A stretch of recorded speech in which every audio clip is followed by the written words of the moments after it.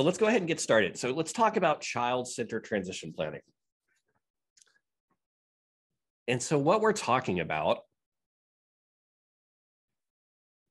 when we talk about transition planning is basically trying to reduce the harm that a child may experience when they're bouncing from home to home while they're in our dependency system, right? So trying to minimize the amount of moves that the child is experiencing, especially unplanned moves. And the reason for that is that the research is pretty clear about every time a child switches placements or moves placements, their behavior problems become worse. And a recent survey of those kids who are currently in BRS placements, meaning so for those of you who aren't familiar with BRS is Behavior Rehabilitation Services. And what they're trying to, it's for kids that are really acting up, right? Whose behavior issues have become such a problem that they need specialized care. And what this survey found is that youth currently in BRS placements average 6.5 placements prior to their first BRS placement, right? And so that kind of begs the question, did these kids have problems before they came into care? Or did we basically create the problems by giving this kid unstable housing and moving them and switching them from home to home, right? And so the research, so I'm of the opinion that we've probably created more monsters than we've saved, just because of the very nature of what it means to transfer kids from foster care to foster care, foster home to foster home. And more importantly, what the research also tells us is that the number of placements is less important than the number of unplanned placement changes. Meaning that if we can gear this kid up and kind of make the transition as smooth as possible, having it be a planned transition, that's going to actually help build the resilience of the child and help them be able to survive and navigate this child, these changes in placement, right? So my goal here today is to help you all and give you the tools and the equipment necessary to start thinking about placement changes for youth from the youth's perspective.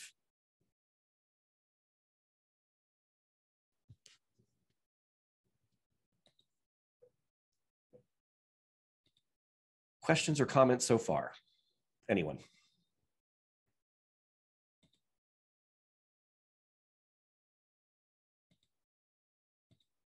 Okay, let's continue. So one of the biggest things that you can do to support a positive outcome for your child is to promote placement stability.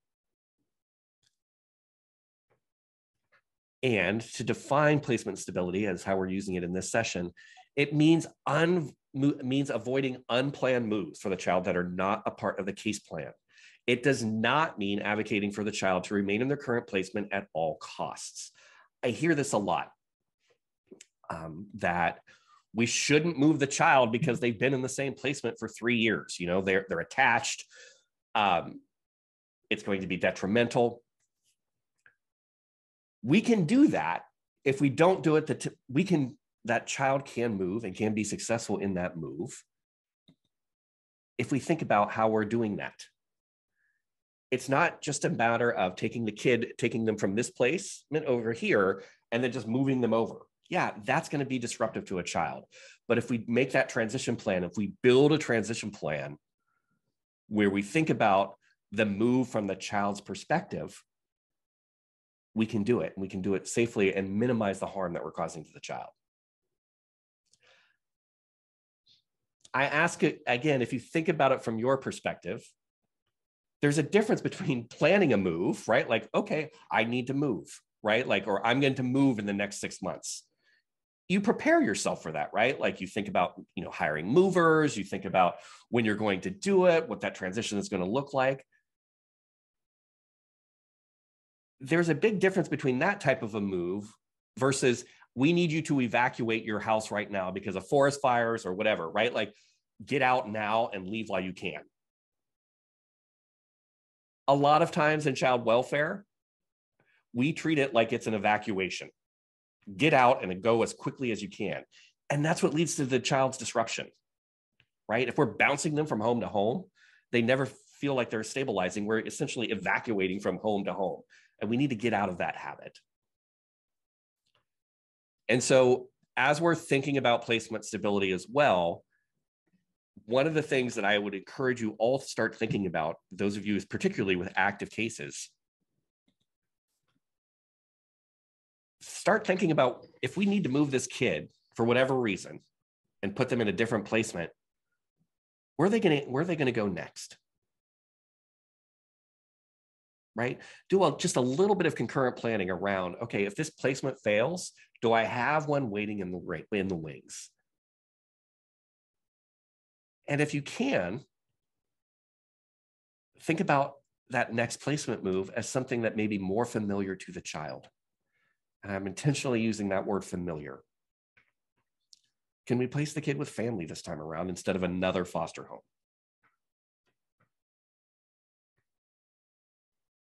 Someplace that is familiar to the child in some shape or form.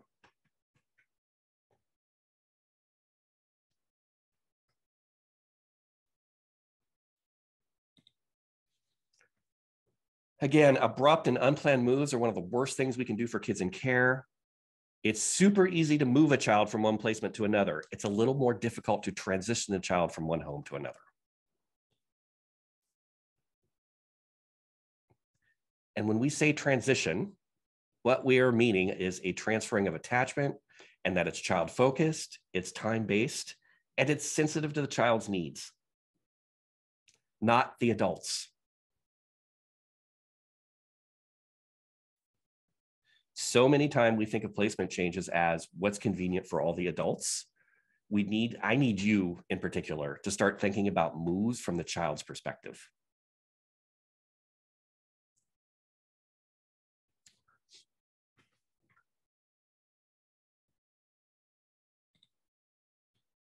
Again, there will undoubtedly be transitions from one placement to another throughout the life of the case. The following are some considerations that can help all involved successfully navigate the change in placement. The other thing I want you to remember about this too, it doesn't mean you have to do all the work, but you can help the team by ensuring that someone is covering some of these tasks.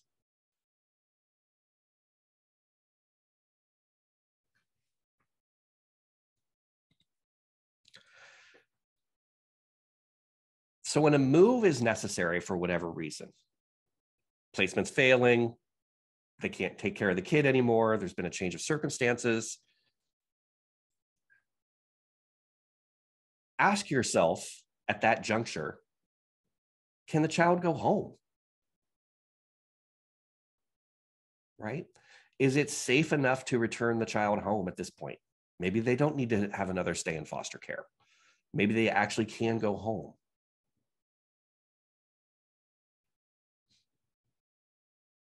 Are there any relatives who have stepped forward? Right? As you've been doing your investigation and you've been talking with folks and gathering information, maybe you've come across a relative that was like, I'd be willing to be considered for a placement option.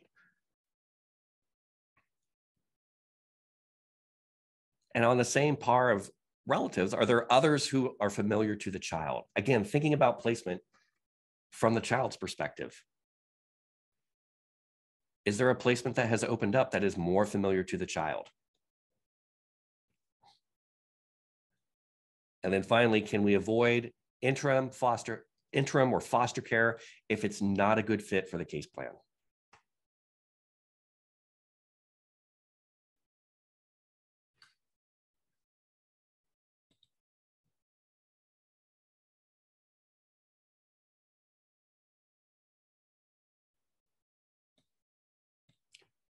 Questions so far?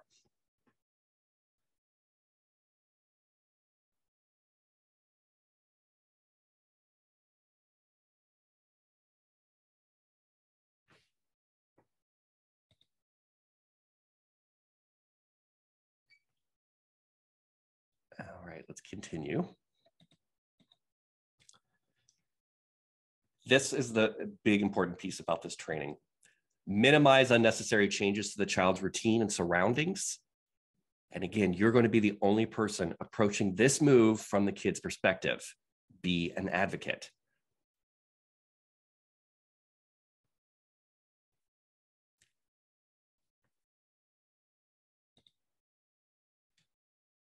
So as soon as the placement starts to look unstable or it's not meeting the needs of the child, right? You've talked to them. There's, the placement is just starting to be a little bit like, I don't know if we can do this, or I've got this big change coming in my life, or this big change already happened in my life. There's a couple things that we want you to do when that looks like it may be a possibility that the placement is going to disrupt or not be available for the child anymore. The first one being, ask the social worker to do another round of relative searches. So many times, the department does their first round of relative searches right at the beginning of the case. And from that point forward, they just tell everyone, we've already done this, we don't need to do it again. That is not what the relative search unit thinks they should be doing. They think they should be doing it all the time. So we need to ask, hey, could we do another round of the relative searches and send out the notifications again, even if we've already sent them out?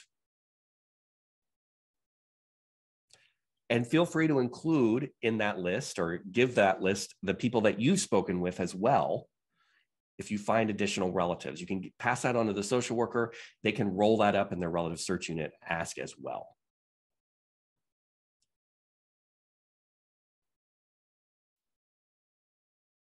The more frequently we ask the department to do those relative searches, the less likely we are to, if it happens to go to, the case happens to go to termination or maybe even a long-term guardianship situation, the more frequently we ask and do those relative searches and ask those relatives if they want to participate, the less likely they are to show up at the 11th hour on a termination and say, we want our family member back.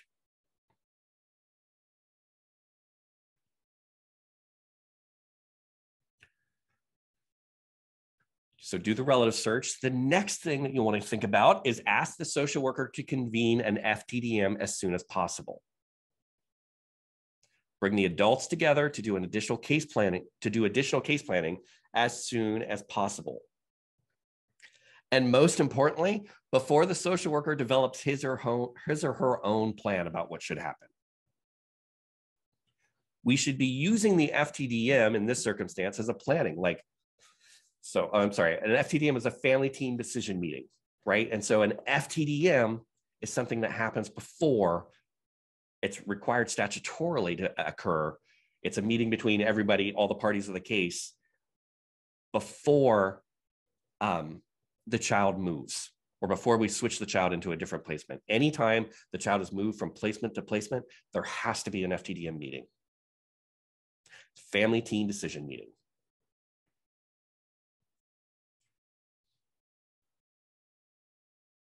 But so often, maybe I'll do this,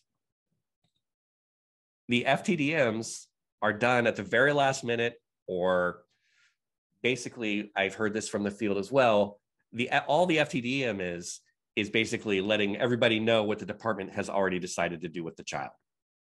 And we're trying to avoid that and make these meetings happen sooner so that we can actually do some co-planning together with everyone in the case. Bring all the family together, you, the social worker, and start planning and start thinking about how can we plan this case.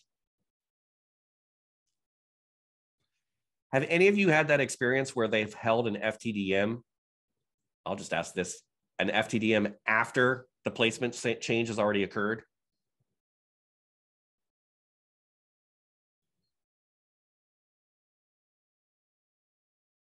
I'm seeing a couple of nods. Let's figure out a way. Let's avoid this and start thinking about, if we know that the placement is going to disrupt, or that you're just getting this feeling that it's not stable enough, ask the social worker to hold the meeting sooner rather than later.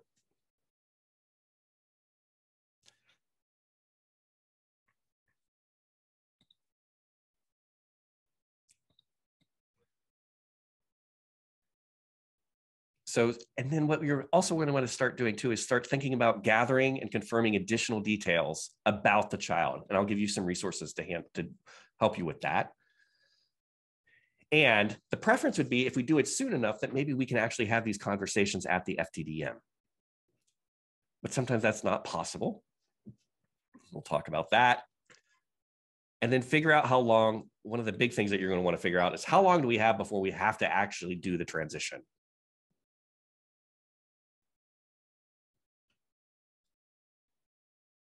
Again, we in child welfare love to wait until the last minute, until it's an emergency before we act. And one of the benefits of having you guys on these cases as volunteers is that you've got one family that you're worried about, one child, one family. And so I'm hoping that we don't act. I'm hoping that we can give you the tools and the resources so that we're not treating everything that happens in this case as an emergency.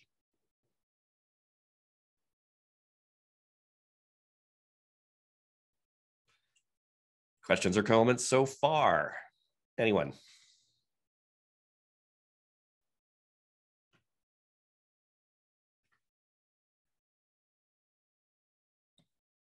right. We will keep going then.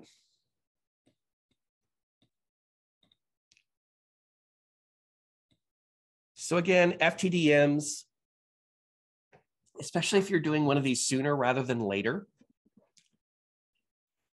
there are some folks that you're going to want to see you want to make sure that are invited and included.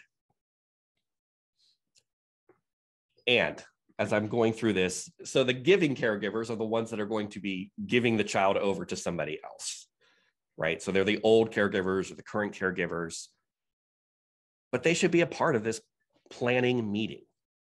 We should not exclude them or think that they should be excluded because they're not going to be doing anything for the child anymore. That's not true.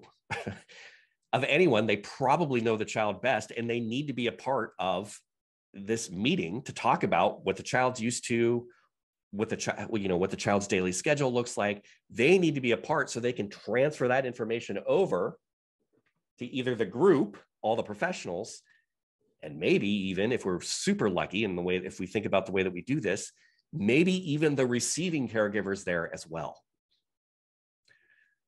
to encourage that dialogue between the old caregivers and the new caregivers.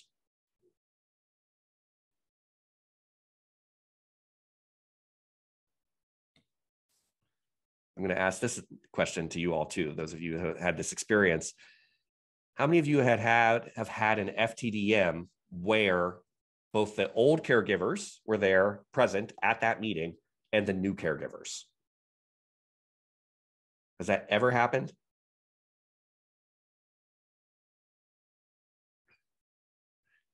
Leah or Sarah, how did that work out?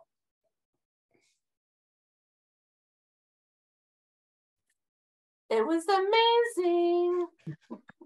Say more. After I talked to the new caregivers after the meeting, it was really clear to me that that meeting meant the world to them, because there's so much that's lost, and that they were understanding better due to that meeting. And there were subsequent meetings, I guess, lined up between the two of them to figure more logistics out. And so I was on an additional meeting. So the initial FTDM for the move was done with everybody. And then they had made additional meetings so that the kids could get time with them and the old caregivers, and then slowly move over. And I was in on a couple of those meetings to talk about what that visit was going to look like. And these two sets of caregivers are still communicating, and the old caregiver provides respite for the kiddos, the new two kiddos now, because mom had a baby. And the new caregivers, which aren't new anymore in it, are on the track to adopt the boys. So it was great. Thanks, Sarah. Leah or Ann, did you guys want to add something?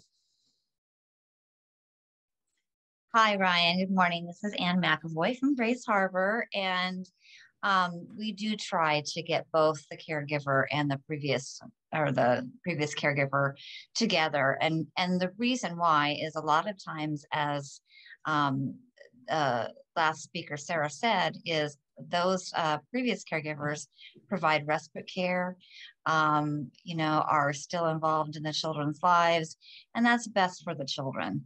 You can't give a child enough love. So a lot of times we have a lot of things that are very positive for the children that come out of having both caregivers together. Thanks, Ann.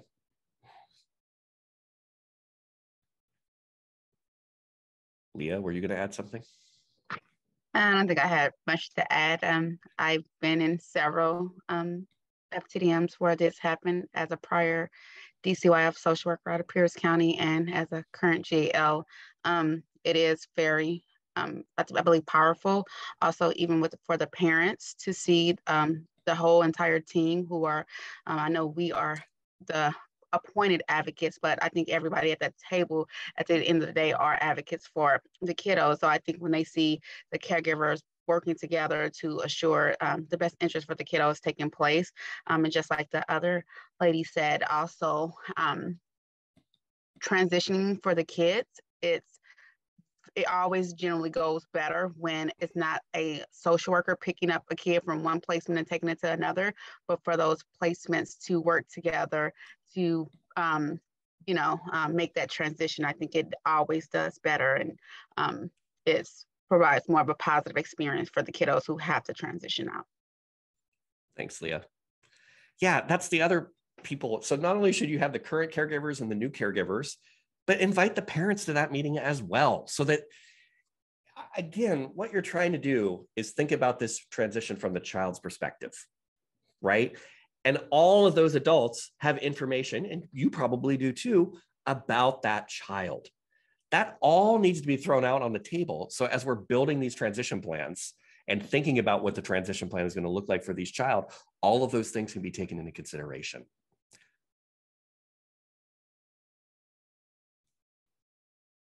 And like Leah said too, the other positive benefit of involving the parents in those decisions, they get to see how this is going down, and that gives them an opportunity to be a parent, which is something that we need to start. Listen to some of the other workshops that we're going to start later for the next 2 weeks too. That's the other thing that we need to start considering too, giving parents the opportunity to be parents, even though they don't have custody. Sarah, go ahead. Another thing I wanted to mention is that us as guardian ad litems have quite a bit of power in this area. So we're communicating with the new caregivers and the past caregivers, or the current caregivers and the future caregivers, and helping to make all this happen. The social workers generally are kind of overrun and have done things a certain way for many years, and will continue to do that because they've got 300 other things that they need to do at the same time. But we have a lot of say and a lot of power in making these transition plans happen. Thanks, Sarah. And I'm hopefully going to give you some new tools that you can use throughout this too, because I know before and during the core training that I do for the new volunteers, I know I just say, make sure that doesn't happen a bad way. But now, that's not enough. So we're going to give you a whole bunch of other stuff that consider and use. And then sometimes at those FTDMs too, depending on the age of the child, maybe even consider inviting the child as well. Even if they don't have input, it is so powerful for the child to see all the adults coming together and thinking about what's happening next to the child. Even if the kid doesn't say anything, just the fact that all of these adults are sitting around a table trying to figure out what's best for me, that also will help with the transition as well.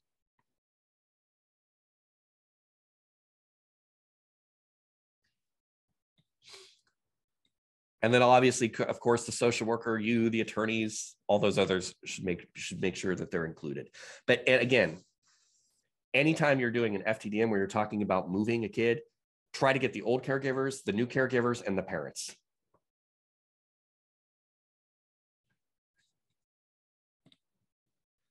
Here's the other thing, and you heard Anne kind of mention this before as we were talking. You might need to have and request more than one FTDM. It's okay. I know the social worker will probably roll her eyes and be like, we can't do this or we don't have time. This needs to happen for the benefit of the kid. The first one might involve, so the first FTDM might involve where the child might involve where the child might be going. The second one might be to introduce those new caregivers to the child's caregivers and the parents. So the first one might be like, hey guys, this thing is about to go south. We need to figure out what we're doing. Where's the kid going to go next? Let's talk about that. Let's put all those resources out on the table about where we think the child potentially could go. And then the second one might be, okay, now we've identified who the new caregiver is going to be. Let's get everyone together to talk about what this transition looks like. It is okay to have more than one FTDM. Leah. So I was a social worker who would roll her eyes. It is not about, so just my personal experience as a GAL, I don't ask for FTDM until like we're deep in water. I ask for a shared planning meeting for those discussions, because I think the eye rolling is because the facilitators of the FTDM, those are the ones who are pushing back, and it's hard to get them scheduled on the books. But I've been more successful on this side with the limited amount of social workers the department have right now, saying, hey, can we just do a shared planning meeting? Whoever can meet. So if it's only part of the group, like just getting a couple, so those conversations don't fall off the radar, because that's what ends up happening until we can get this FTDM. And then by the time it's booked and everybody schedules align, well, now we have to move the kids by Friday, right? So I've been more lucky to get a whole bunch of more shared planning meetings, just a suggestion. I just seem to be more lucky with those. And then an FTDM when the department finds the time to do it. Leah, I so appreciate that insight. I almost said ask for a shared planning meeting, but I was just like, maybe if you ask for the FTDM, you'll get a shared planning meeting instead. It's kind of that negotiating tactic, right? So, but ask for those meetings to start consider the planning. All right, so these next series of slides, we're going to go over an overview of before, during, and after the transition. These are from a worksheet that I'm going to put in chat. So this is a transition toolkit. This comes from, I forget who it came from. Kindring, sorry, that was the name of the organization. And it's got a pretty good start of a checklist, but I've been working and kind of as doing the research on putting together a more thorough transition toolkit for you to consider using during the FTDMs. This is a good start. I'm just kind of pulling out some of the highlights of this. So before the transition occurs, again, once you know that it's looking like the placement is starting to fail or like is on shaky ground, ask for that FTDM to create a written transition plan and timeline.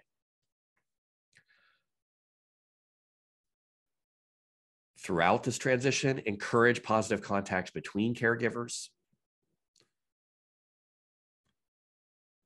Don't egg each other on. Don't pick sides. Be nice to everyone. Develop a collaborative transition plan.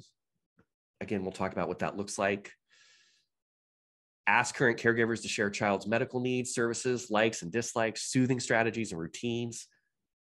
I've got a whole checklist for you that we're going to go over. This is just the overview.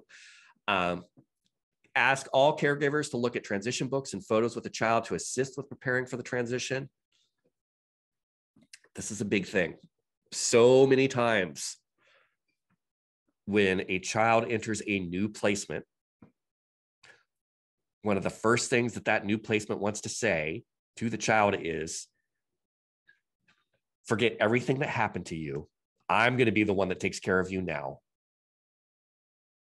Ignore all that. I'm going to be the one, like, you're going to be safe here. Everything's going to be okay. And what's happening in that kid's brain is that statement or that attitude is causing a lot of cognitive dissonance.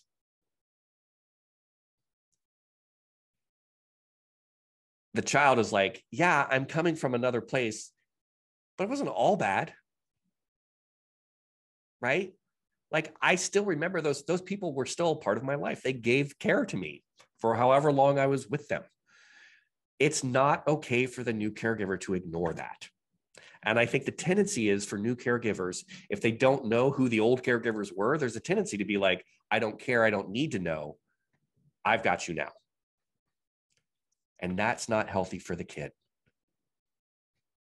They need that new caregiver to help them process what's going on and talk about that experience they may have had with those previous caregivers. That's part of the child's history. There's no such thing as an all bad or an all good experience for a kid. They take bits and pieces where they can find it, and they need to carry that with them.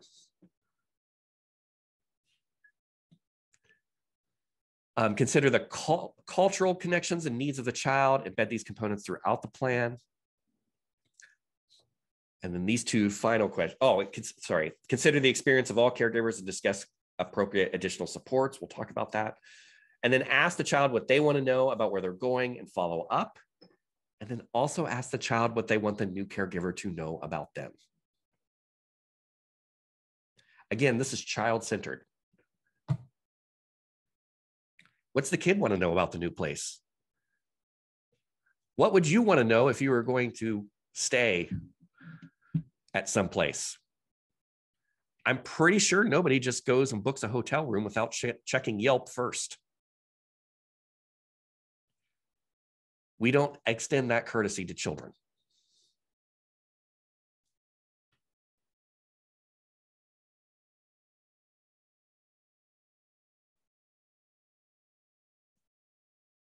We'll talk more about these in greater detail with the sheet.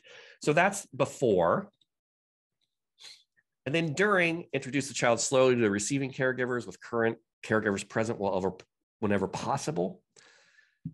Make sure the child, send a soothing object with the child and photo of current caregivers with the child to assist all receiving caregivers. Schedule the first meeting between the two caregivers in the child's home environment or home turf. We'll talk more about this. Encourage current caregivers and the entire family when possible to be literally involved in handing the handoff. And then encourage new caregivers to use the transition book with photos with the child often to assist with the coping transition. And then after, facilitate the scheduling of a minimum of 2 in-person phone or virtual post-placement contacts between previous caregivers and receiving caregivers for after the transition takes place. The younger the child, the more likely they are to think once they're out of that, once they don't have contact with their previous caregivers, the more likely they are to think that that person doesn't exist anymore. And that's distressing to them. A lot of times, kids are still wondering, what happened to those people that were taking care of me?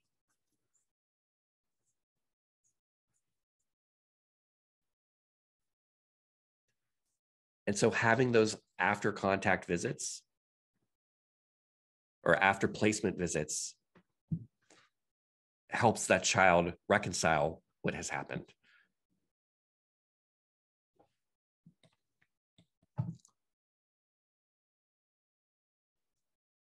And then continue to use pictures, mementos, transition books. We'll talk about transition books, and then encourage receiving caregivers to reach out to previous caregivers with questions about the child's care and for possible respite care after the first months following the transition.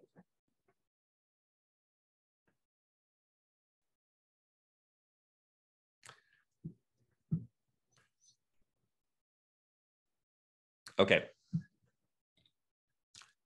So in the chat, I'm going to put that handout that we just went over very briefly, it's kind of a nice condensed version. But then I'm also going to share with you some additional, I wanted to get really clear about kind of what things you should be discussing at FTDMs. So I'm also putting in the chat this FTDM transition planning guide.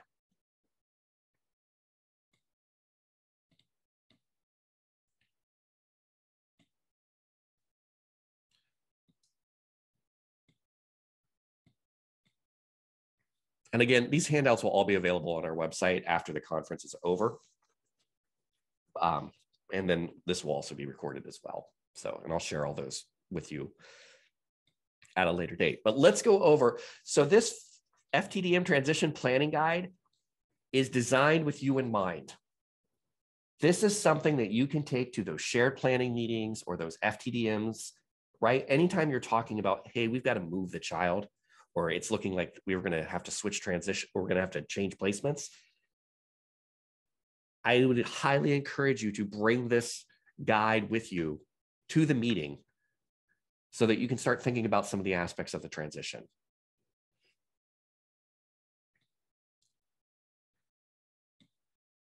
So this first question, does everyone agree? So do all the adults agree that this transition should be done with the child in mind?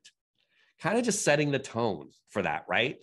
So often in child welfare cases, in your cases, we are thinking about meetings and things from the adult's perspective. More often than not, because they're the ones that are the most vocal. So what I'm encouraging you to do as to kind of setting up the tone for these meetings is ask, are we all in this for the child, or can we all be in this planning session together for the child? Just to get that to get that kind of direction of the meeting established.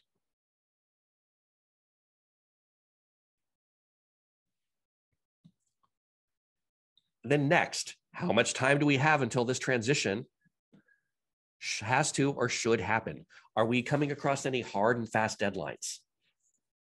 You know, like foster parents are moving. You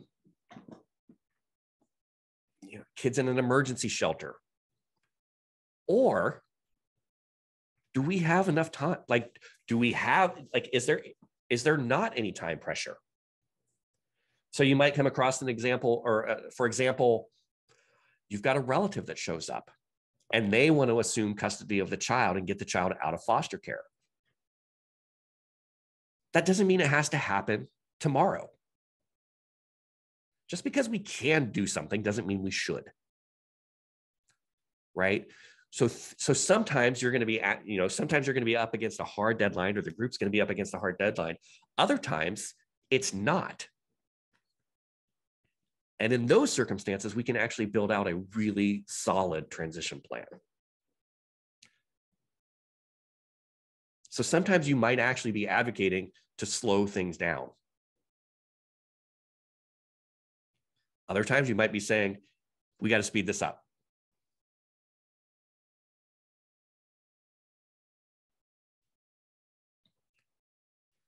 But making sure the group is aware of that, right? Is it a hard, fast deadline that we have to plan around, or do we have time? And then again, just to bring this up, have we considered, so asking the group and look for additional family members instead of returning the child to foster care?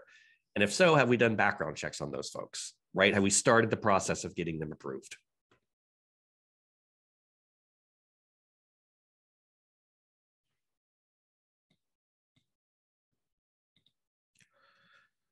On what date should we make the actual move?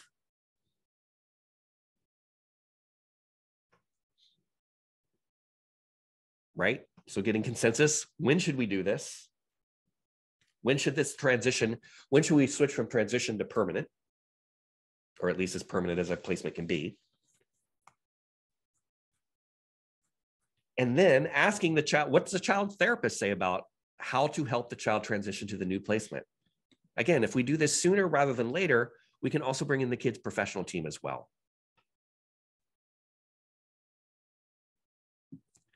And any of you that have been through my core training know that I think every kid in foster care should have a therapist. They're going to need it. For questions just like this, hey, therapist, we have to move this child. How can you help us? Can you contribute to this plan? What should we keep in mind? How should we help this kid?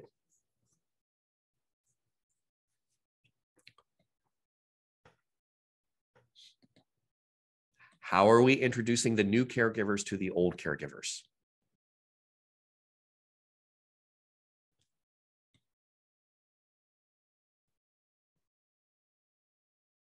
Do not accept they don't need to know.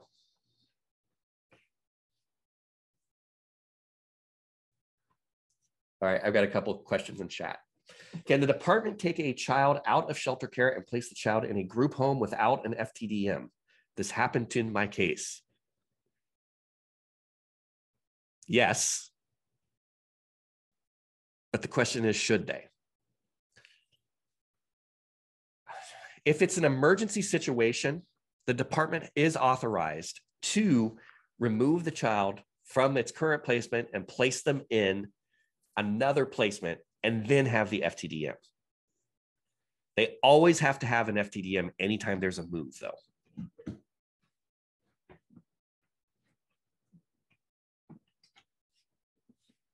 We have had circumstances where we've had to ask the court to intervene because the department is moving too fast.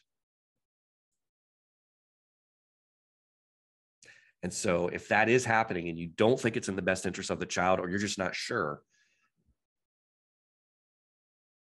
we can ask the court to intervene. And you can talk to your program manager about filing a motion.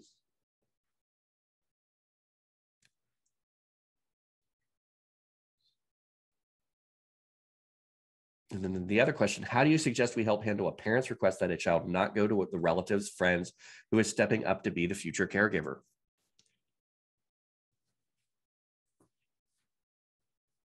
Parents need to be part of that decision.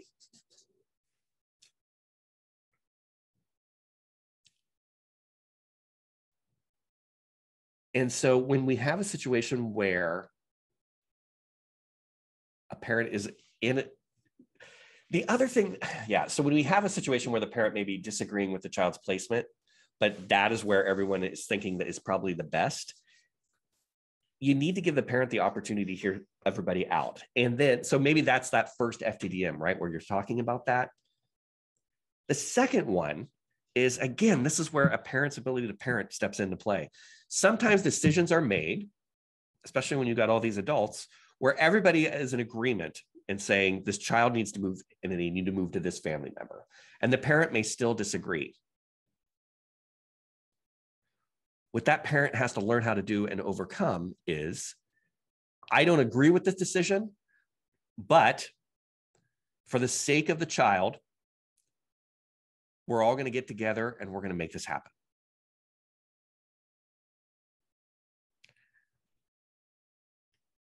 We're oftentimes so stressed in child welfare about disagreements that occur with kids.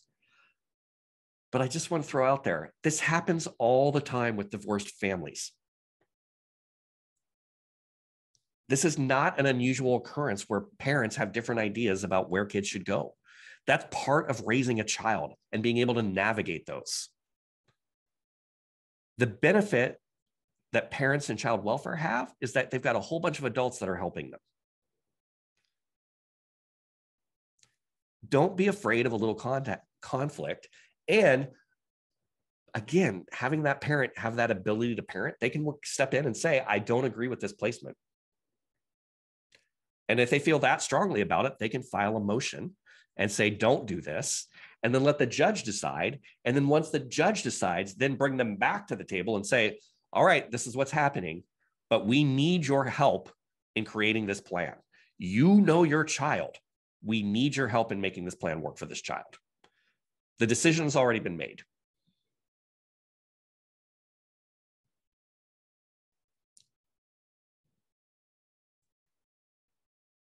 Other questions or questions?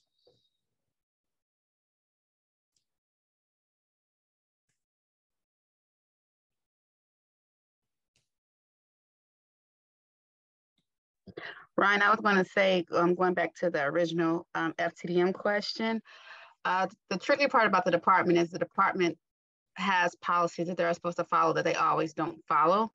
And if the when you have an FTDM, you have A, B, and C for placements, right? You have, so if there's no family relative, A generally is foster care placement. So sometimes the department will say, well, if it's in shelter care, dependency, or whatever, we already had an FTDM and route A states foster care. So we moved to a group home, but we already had an FTDM and it aligns with foster care group home because the group home is technically a foster care. So that's their way of saying they don't have to have another FTDM. But as an advocate, I still request an FTDM because that's not, even though, yes, we all know that foster care is really the primary placement right now, there might be more relatives. That's where, like when Ryan was going back to saying, okay, maybe it's time to do another relative check. Maybe it's time.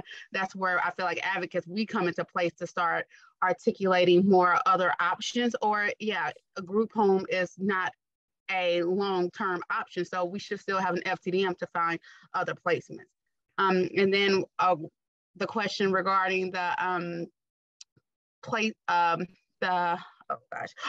so I had an example of where the parent did not want paternal grandmother to be placement, and the judge kind of left it on me.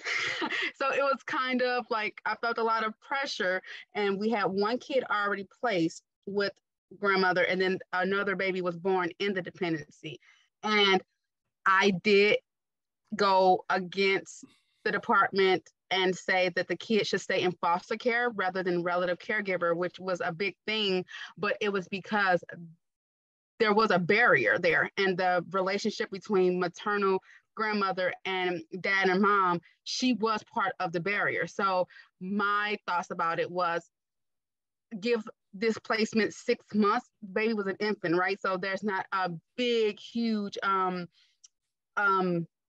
remember, she won't remember as much, right? And then this way mom could visit 4 to 5 times a week without there being a barrier for her to bond with her kid. So it was a hard decision to make because we always think relative over foster care. But in that sense, I really thought, well, for her to bond or for us to give the parents the ability to show that they can parent without that lack of barrier, which is grandmother and the toxicity of the family, that's kind of why I went that route. So I just wanted to give an example of how that sometimes can play out differently. Yeah, I mean, the two things that you should be considering regarding any placement decision is, will the placement meet the needs of the child? And does the placement agree with the case plan? Those are your two prime directives when it comes to placement. Is it working for the kid?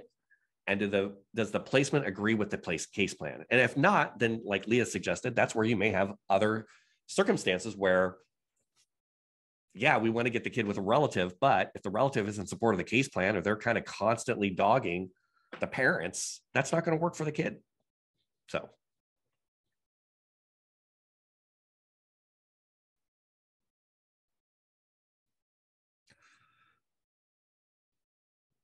Jennifer, if it asks, is the department still required to hold an FTDM if the court orders the child moved from foster home to relative placement? Yes.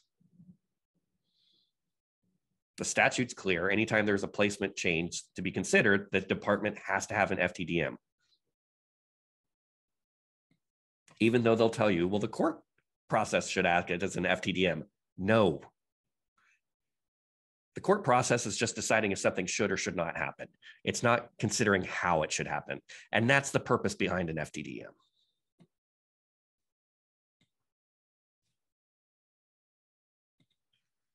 All right, more things to ask. How, when, and where, and how often should we introduce the new caregivers to the child?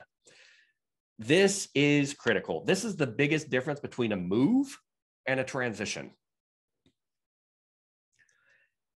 especially where we have the time to do so.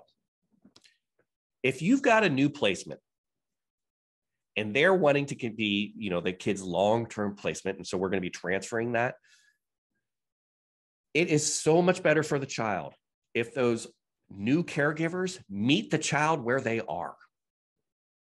Have that be their first exposure to that new placement, not when the child ends up on their doorstep, but doing this slow and gradual process where we are introducing the new caregivers to the child.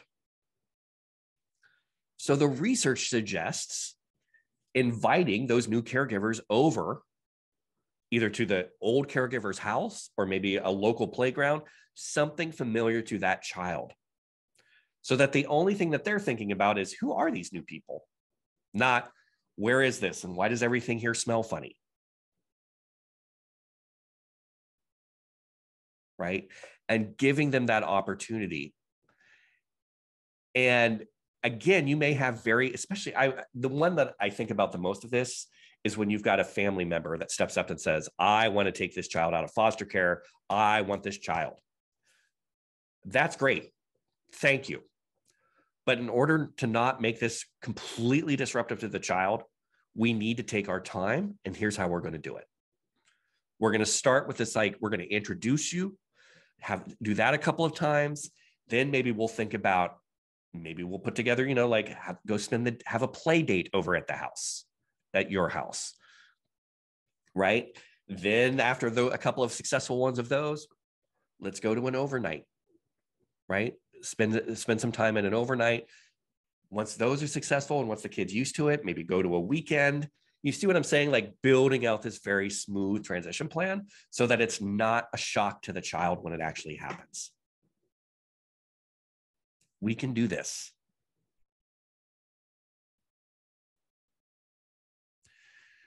Janet asks, does the department need to do an FTDM when the child is returned home to parents? Yes. Anytime there is a movement, there needs to be an FTDM.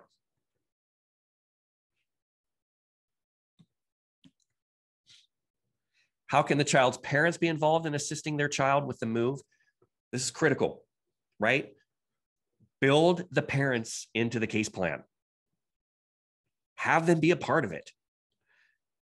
Because the parents can say, the worst thing that can happen is when a parent finds out that the child's moved placements at a visit.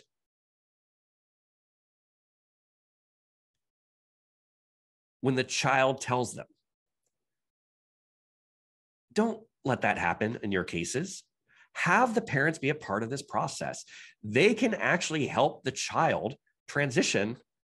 They can help the child figure out what's going on and talk about what's going on and process that information with the kid. Do not leave parents out of the loop on this.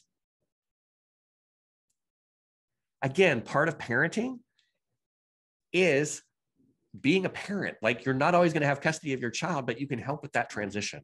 So having that parent be a resource for the child in terms of processing what's going on and being supportive of the child during a visit or when they're talking, that's another added benefit for that kid to help with the transition. And then asking yourself, how and when are we letting the child know? Right? As you're introducing these new people, these new potential placements to the child, you need to balance, I don't think it's a good idea to tell the child, hey, you're going to be meeting somebody for the first time that eventually is going to be taking care of you full time. That's just setting up the kid for failure. It's going to, but getting, once you start doing those weekends, once you start building out those transition plans and thinking about it from that perspective, thinking about and getting the group's perspective on when we're going to notify the child, so that it's not accidental, it's been done with some forethought, and everybody knows what the plan is.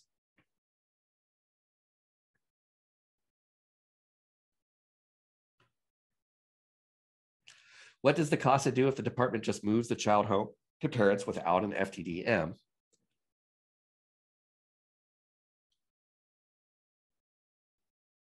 Well, they can't do that without a court order. They can't. So if they do something that is not court ordered, you have to take them to court and tell the judge what happened. Thank you for your question, Janet.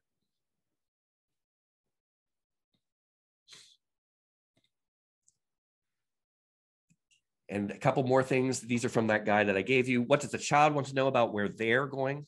Oops, sorry, there's a typo there. I'll fix that. Where does the child want to know about where they're going? And what does the child want the new caregivers to know about them?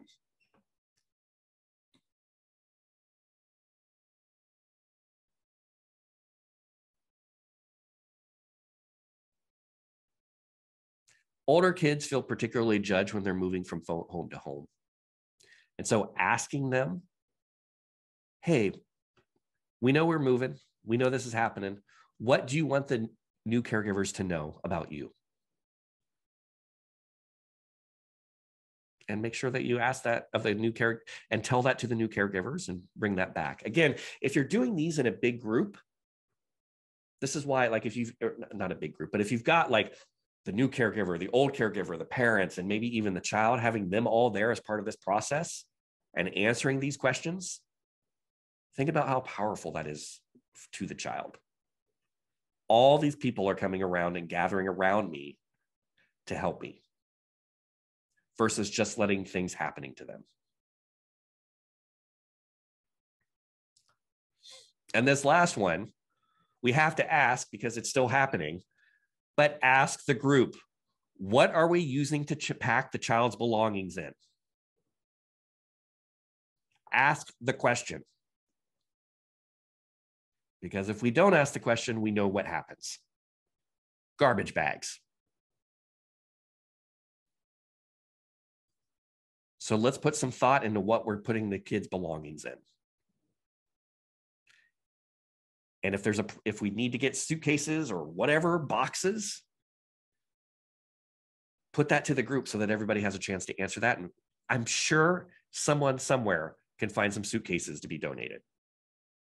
But if we don't ask, it defaults back to, oh, we'll just throw everything in a big garbage bag.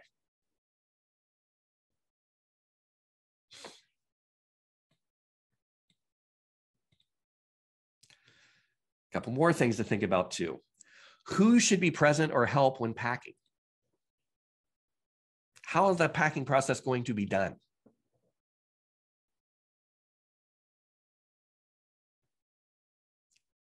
Again, imagine if you walked home and you walked into your bedroom and there was a stranger throwing all of your stuff into a garbage bag. That would freak you out a little bit, wouldn't it?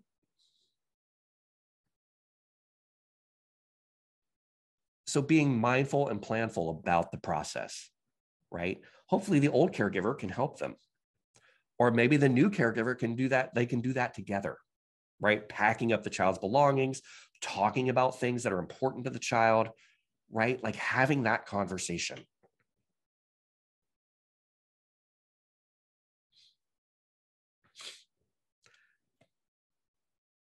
How will the current caregivers send off the child?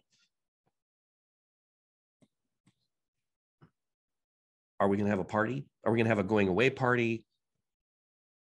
Are we going to, how are the old caregivers saying goodbye?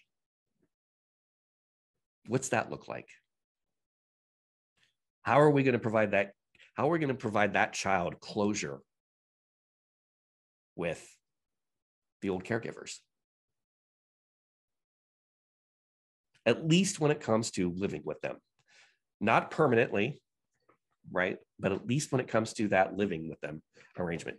Are we having a cake? Are we having a party? Favorite meal? I don't know. But how are we doing that? Asking the question. And then what about school? Has a best interest determination been made about the child's school? So next week, I think it's next Thursday. I don't have my schedule up in front of me. Oh, wait, here it is. Yes. Next Thursday, we've got folks from the department and OSPI and Treehouse coming together to talk about education advocacy. But one of the big things that has not happened routinely as it should is, and it's according to federal law, anytime a child is moving and that move would result in a potential change in school districts or school changes, there needs to be a meeting between the two schools to talk about, is it in the child's best interest to enroll in the new school, or should they stay at the old one for continuity's sake?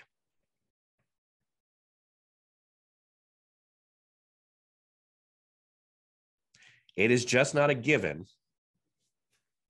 that if the child's going to enroll in the new school district of the new caregivers.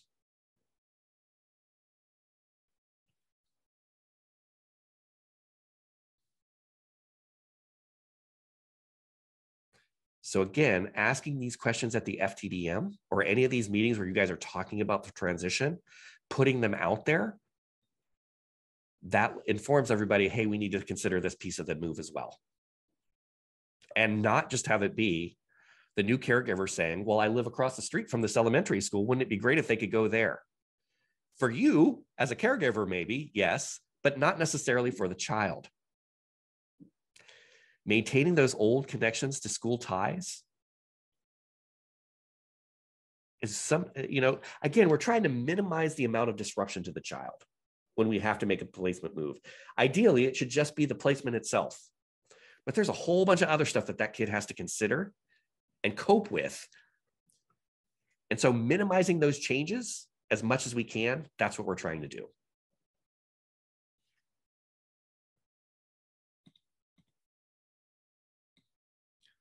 Questions about what to do, like that pre-planning stuff? Anyone?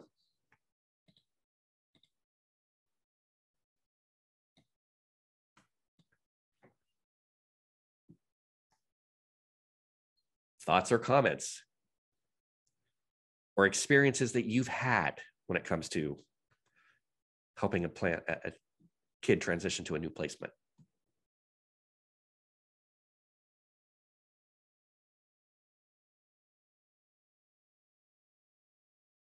Mike, go ahead. Oh, you're muted, Mike. Of course. I have a situation where the school is the only stability, and there have been a lot of movements around. So I have definitely pushed for that even above anything else when it's the only source of stability. Fantastic. School is so important, especially for those younger, I guess for any kid, right? Like that's where they're spending most of their day. And so keeping that stable is actually going to go a long way in making sure that this kid has a successful outcome through their dependency experience.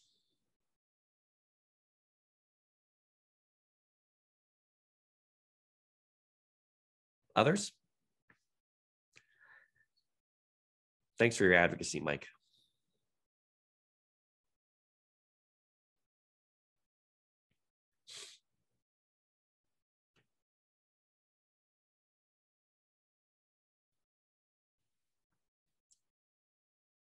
All right. Let's keep going. So the day of the move, and again, thinking about the move itself, what's this going to look like? Who's taking the child to the new home?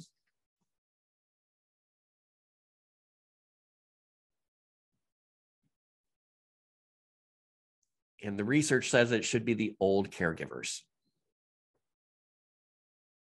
not somebody the department contracts with or the social worker. It needs to be somebody that that child is familiar with. This is a hard process that the kids are going to be going through. Do not let it be the social worker. It needs to be their old caregivers. That can be, if it were me, I would sell that as the final thing that the caregiver has to do in terms of caregiving this child.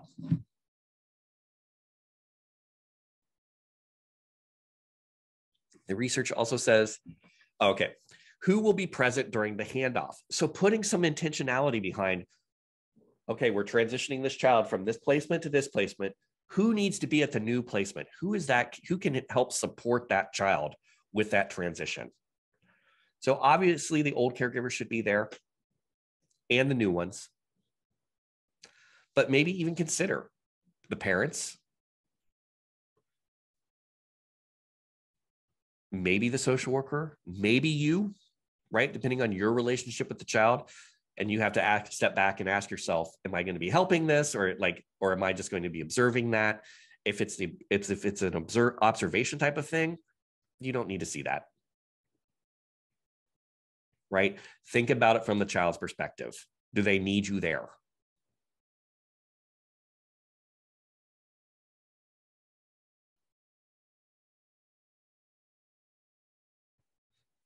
And then also putting some intentionality around how will the old caregiver say goodbye? So they've dropped off the kid.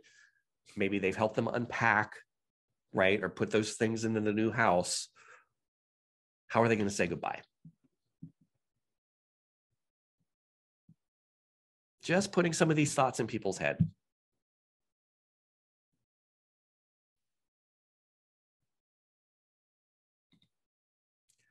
Who should help in unpacking, right? Who should be there to help that kid process? Maybe it's the new caregiver. Maybe it's a parent. Maybe it's the social worker if they're really good at what they do. And how can we all support the child's transition and perhaps grief that they may be experiencing?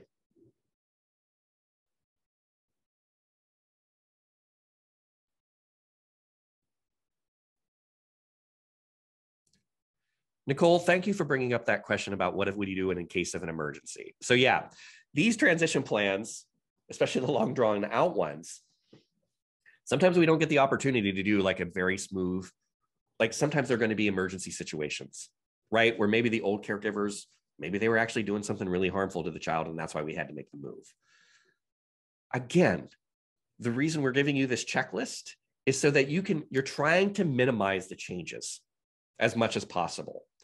And so being thoughtful about some of these changes, asking yourself, where can we keep things the same or at least similar? We have another checklist that we're going to talk about too, to go through after we get through this one.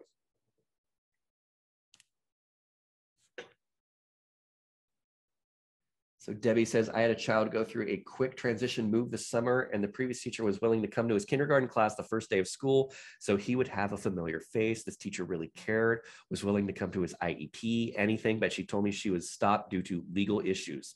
There was a change of school districts, and she got stopped. That's too bad, Debbie.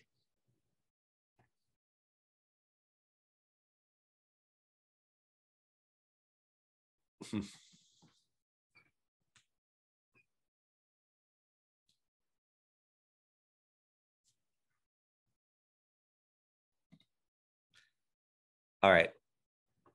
Where will the first visit take place between the old caregiver and the new caregiver?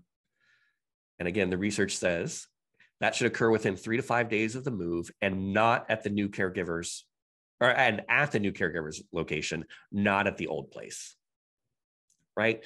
It's basically for the old caregivers to just check in with the kid. Hey, how you doing? What's it like over there? Those kinds of questions, right? Just to let the kid know that there's been continuity. And that those old caregivers are still thinking about them.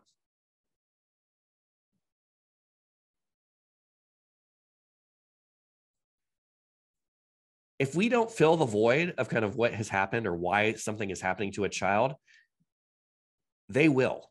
And they'll make up their own stories that aren't usually true and aren't usually helpful. Or they'll blame themselves. So anything that we can do to minimize that for the child, you know, letting them know, here's the old caregiver, they're still here, they're still thinking about you. That is to the benefit of the child.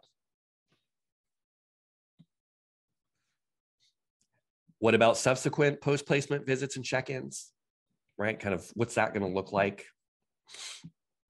Once a week, couple of weeks. And then how can the new caregivers keep in contact with previous caregivers about questions they may have about the child? Those new caregivers are going to need help. Every parent needs help.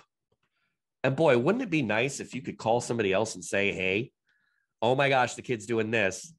What did you do? Or, oh my gosh, the kid won't eat. What did you feed them? Those kinds of questions to help that transition. And let all the caregivers, and that could even be the parents too. Parents know their kids.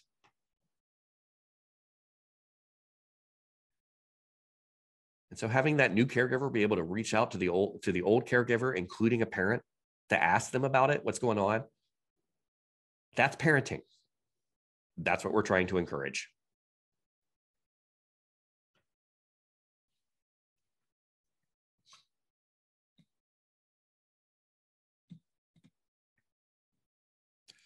And then, are the old caregivers willing to provide respite care after the first few months following the transition, but not too soon? It may confuse the child. Especially younger kids, right? Like, you don't want to have the old caregivers immediately providing respite care after you've worked so hard to build up this transition, because that might be confusing to the kid. Oh, I'm coming back, yay. But after a couple of months, it's okay. And again, the older the child, the more they're capable of kind of intellectually understanding what's going on. Probably don't have to wait as long.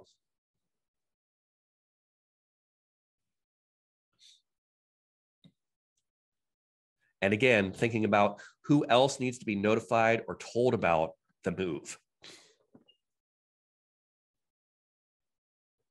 Asking the team that question. Are we forgetting anyone?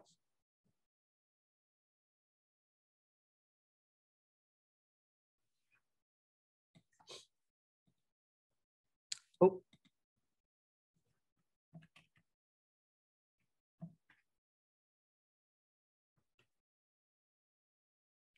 Okay.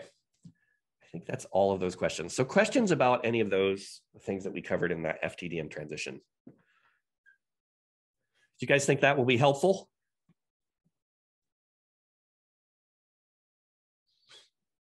Thank you. Okay. Let's talk about some stuff that might be a little bit more fun for you in terms of this. So the next tool or resource that I want to give you is where's the chat? There it is. So this is a worksheet that I've just called About This Child. And what this is a guide. So as you're thinking about the kid, so I put that in chat. I'm also gonna put it up here on the window or on the screen really quickly.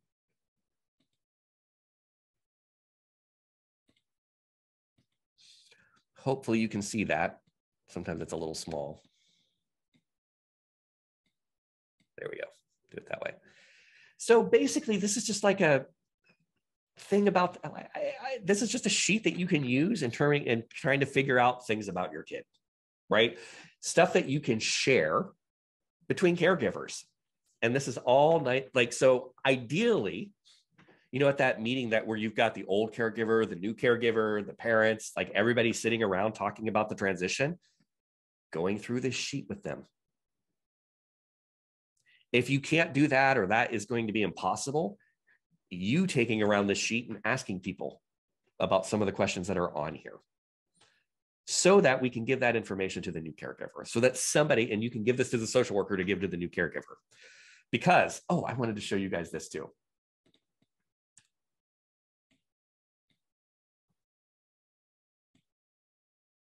Let me see if I can find it here really quickly.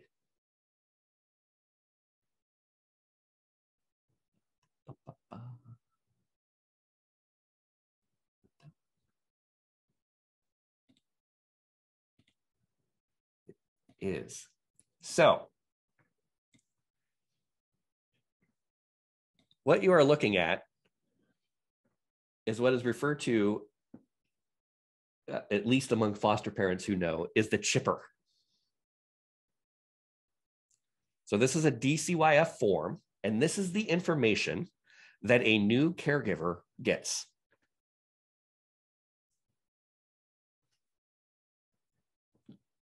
All right, So we've got name, tribal affiliation, ID number, date of birth, gender, legal status, right?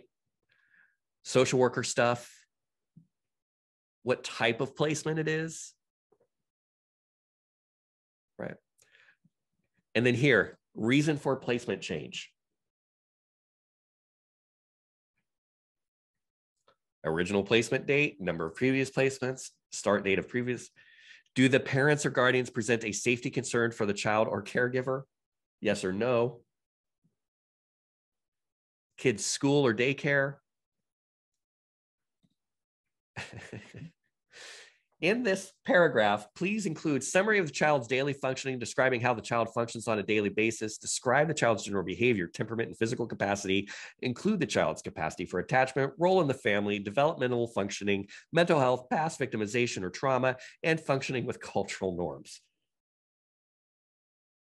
Because yeah, we've just got a bunch of social workers sitting around wanting to fill that out, right? Sometimes they don't even know. Food preferences, religious or spiritual affiliation. There's a little section over here about gender identity and sexual orientation, whether or not the kid is sexually aggressive or physically aggressive, anything else, and siblings. That's it. And then some signatures.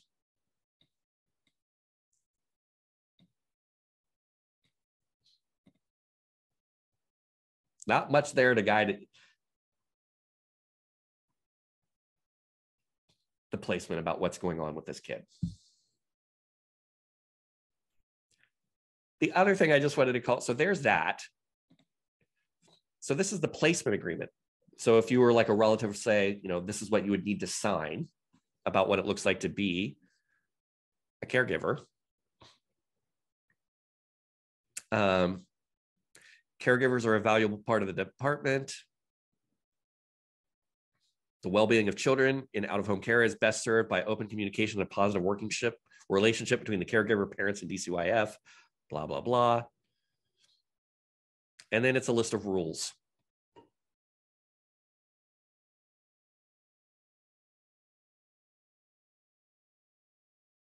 Things you should. It's a list of shoulds.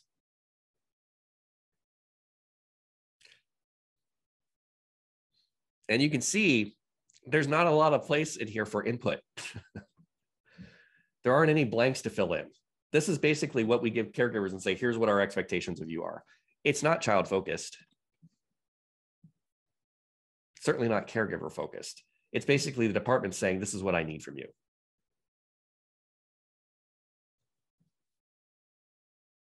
And all I'm asking is that we've put a little bit more humanity in this and consider the child not as a commodity of somebody that needs to move from home to home, but thinking about things from a kid's perspective. So to help us do that, let's go back to that about this child sheet.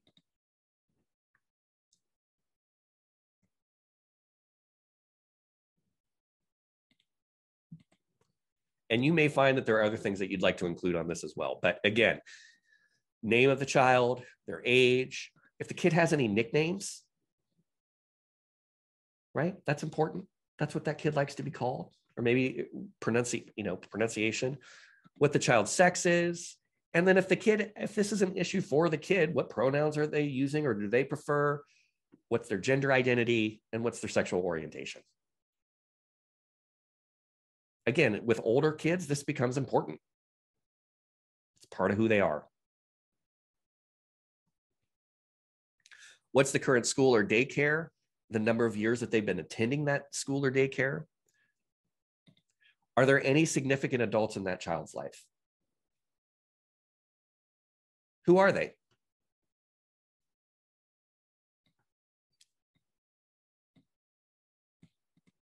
Current primary attachment figure.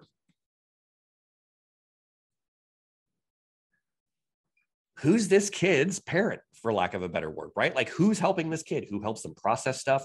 Who is that current primary attachment figure? It can change, but just calling it out. It may be the old caregiver. Hopefully it is if they were doing it right.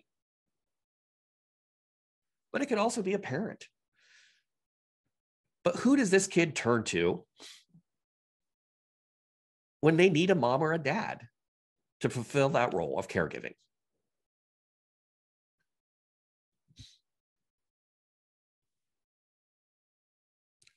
Does the kid have any friends or peers?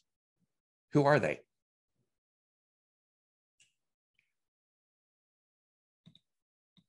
Who does respite for the kid now? Who's the children's babysitter?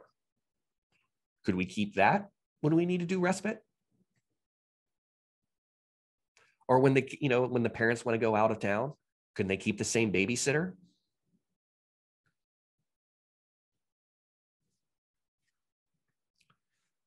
Important adults. Mom's phone number. Is it okay? And so these okay to contact, that means, is it okay for the new caregivers to contact them about caregiving?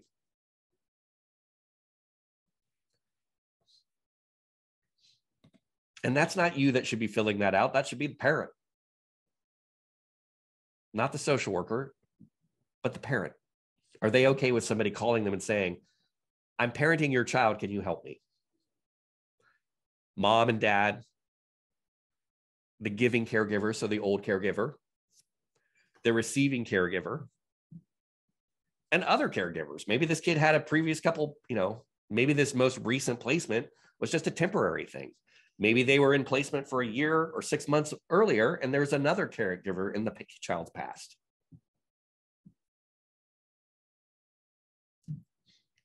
But again, the reason we're gathering this information is to keep consistency for the kid. And we can't keep it consistent if we don't know what it is.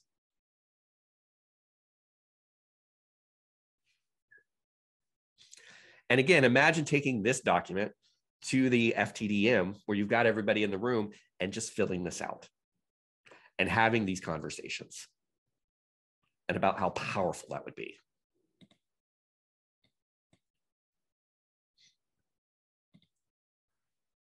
There's page 1, page 2. So let's talk about health and well-being. Does the kid have any current medical issues? Who's their doctor? Do we need to switch their doctor?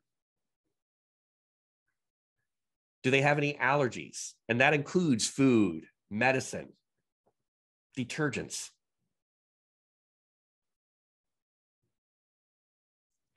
Do they have any dental issues? Do they have teeth coming in? Are they losing teeth? Kids have teeth as stuff, right? It'd be really important to know, oh, hey, just so you know, the child that you're going to get is teething. Right? Or they've been teething for the past couple of months. It's painful, right? But like passing on that information so that the new caregivers aren't surprised.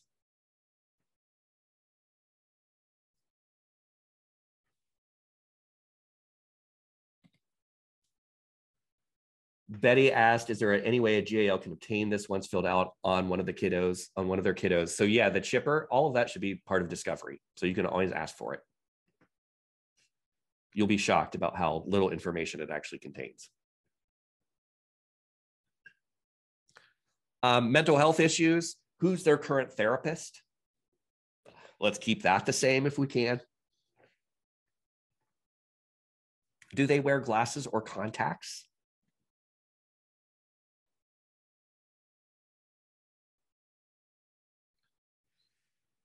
Do they have an IEP or a 504? And who's their current teacher?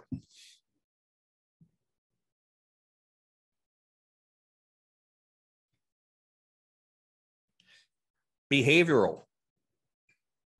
Are they potty trained? Or where are they with potty training?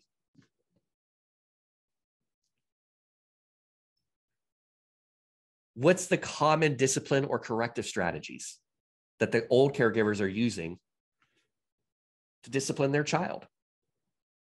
Did you do timeouts? Like, describe what that looks like. So what do you do when the kid needs to be disciplined? Do you ground them? Do you take stuff away? But asking these questions so that the new caregivers don't have to figure it out for themselves.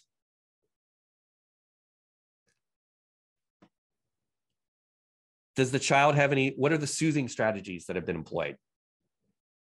Right? How do we get the kid to calm down? How does the kid do with self-soothing? What do they do? Do they have a comfort item? And what's the name that they've given that comfort item?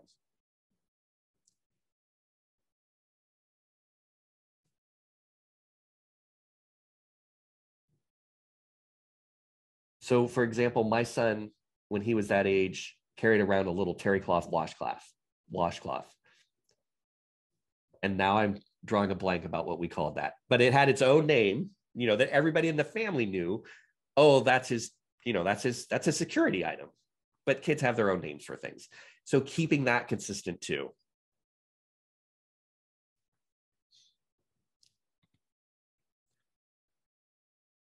What do you do to reward the child? Right? How do you reward good behavior? Do you bake them a cake? Do you give them more screen time? What does that look like?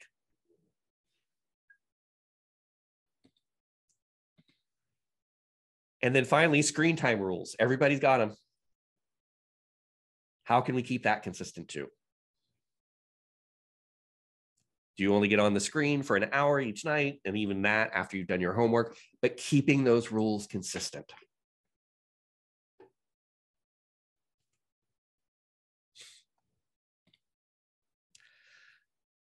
Bathroom. Which is funny. I didn't think when I was putting this together that I would have a whole section called bathroom, but there's a lot of stuff that goes on in the bathroom that's important for kids. Do they prefer baths or showers? Do they have bath toys? So some of this is getting a little bit technical, but again, it's trying to keep everything the same.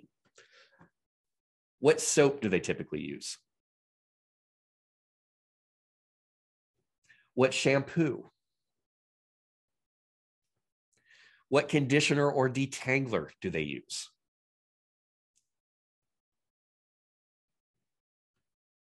What hair care items do they need? Brushes, combs, I don't know. What is their hair care routine?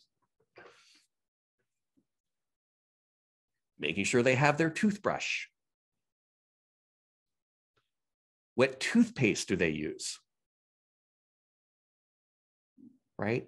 If you're an adult, you use adult toothpaste. Kids use flavored toothpaste, right? So what is that? Can we keep that consistent?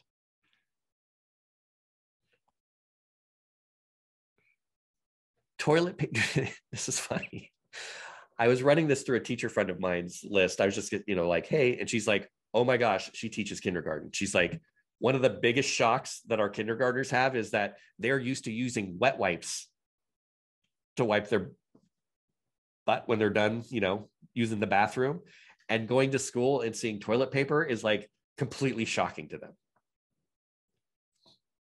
So what type of toilet paper are you using? What about deodorant? What type of deodorant was the kid using previously? Can we keep that consistent? And feminine products for older kids, right? The brand and type. Do they use tampons or pads? Those sorts of things, and making sure that those are on hand and that they're familiar to the child. All of this is kind of to help that trauma, to minimize that trauma response.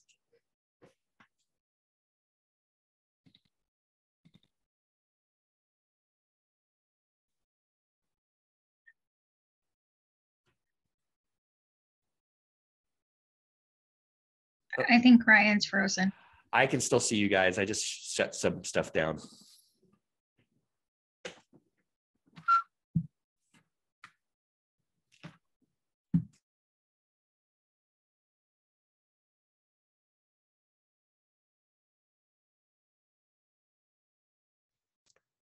Sorry about that, everyone. Can you hear me now?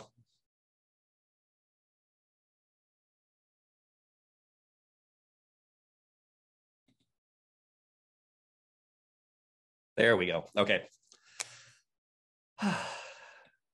Okay. let's go back here.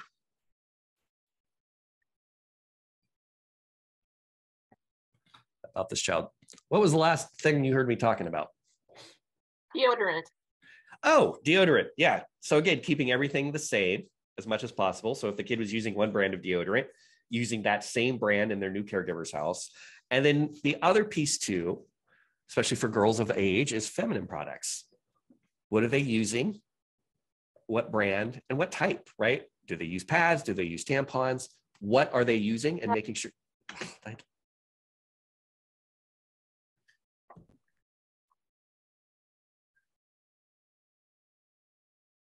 I thought I heard somebody talking. Sarah, did you have something? Yeah, you were breaking up. I was catching about every fifth word, but you seem clear right now. Okay. The internet does not want me to talk about maxi pads and tampons, apparently. So just making sure that those are consistent in the new home as well for the child. Oh. All right, let's try this. How about this, everybody?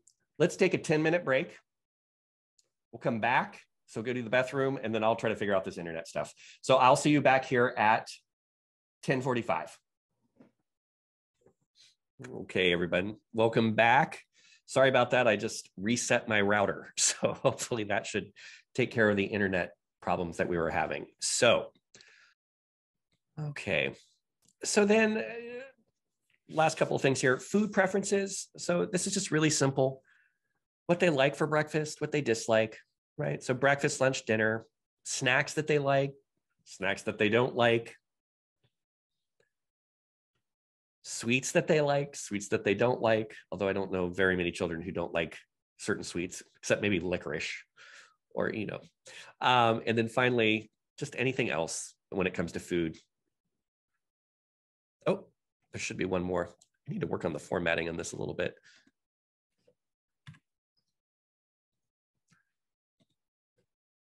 Drinks. What do they like to drink? Juice, milk, those sorts of things too. And what do they not like? Again, all of this is just to minimize as many differences as possible between one caregiver from the next. Honestly, I think this list, you could use this too in your first meeting with parents. I mean, think about how powerful it is if you're asking the parents, what do you know about your child? What can you tell me so that we can make sure that the child's experience and care, even if they're with another relative, just kind of documenting this all in one place. Clothes, do they have favorite items or, you know, a style that they like? I was trying to think of older kids too, but when my kid was 3, he had his dump truck shirt. And that was the only shirt he would wear. And he just wore that thing constantly, right? And the really cute parenting moment is that he had a really hard time saying his trucks. So it sounded like if you were just waking up in the morning, it sounded like he was saying, I want to wear my dumb fuck shirt. And it just made me giggle every time I heard that. So it actually made putting the process of making sure that that thing was clean all the more funnier for both both me and his mom. Detergent and fabric softener. Are you using those? Clothes smell, right? And even if it's like for that first week or so, or however long that kid's in that new placement, having those same familiar smells and to their clothes, that's so important to them. It's so important. So maybe just even asking the old caregivers, what were you using for your detergents? Could I have a couple of laundry? You know what I mean? Like, could I have those? Did you use fabric softener? Did you use dryer sheets? Those have a lot of smell too. But keeping those things the same is something that you can really easily do as a caregiver that helps that kid kind of just feel like everything's going to be okay. It's not that different. And then interests of the child. Do they have any favorite toys that you want to make sure that they're packed up or maybe even take with them? I've heard this situation before too, depending on caregivers. So just this is something to be aware of too.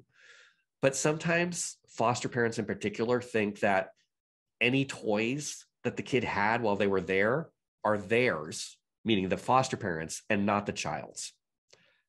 And so they want to keep those toys themselves for the next foster kid that comes along. So getting clarity about that, right? Maybe we have to replace that kid's toy or something like that, or give the foster parent something else. But being clear about that, because that, again, that's very dysregulating for a child. Do they have any favorite movies or shows that they like to watch? Right? That's also important too, to make sure that there's that continuity too. Hey, do you want to watch Shrek? Or hey, do you want to watch whatever kid shows people are watching these days? My kid's 17. I don't watch TV with him anymore. So do they have any books or stories, right? So familiar books or stories. I could probably still recite Goodnight Moon to you all, right? But having that old caregiver and that new caregiver have that continuity of the stories that are being told and the books that they read. Songs or music, right? So for younger kids, that may be songs that the old caregiver sang, right? Or that they all participated in singing, or that the kid knows. For older kids, that might be, what their current musical tastes are. And then sports or activities, right? If the kid's engaged in any of those, or just likes watching them. And then other things. Legos, dinosaur, princesses. What makes this kid who they are? Robots, space. I don't know. Whatever kids are into.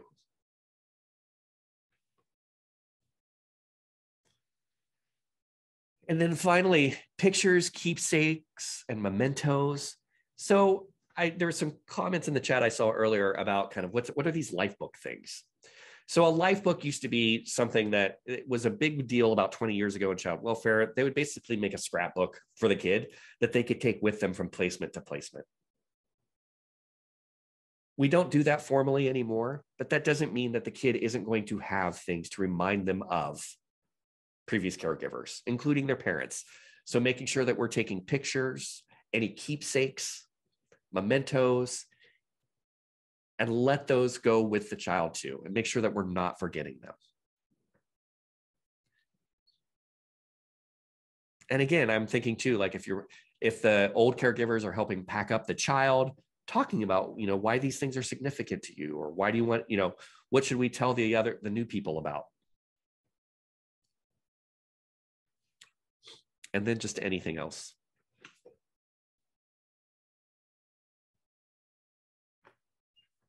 I'll throw this out to you all. Having gone through this list, is there anything that I forgot that is like completely obvious that you think we should include on these? I posted this in chat too, but nowadays kids, even fairly young kids, have phones, smartphones. Do they get to keep it? Can the new caregivers take over their plan or whatever? Yeah. Everything about that kid might be on that phone as far as they're concerned. No, you're absolutely right, Tom. Thank you. I'll add that. Others?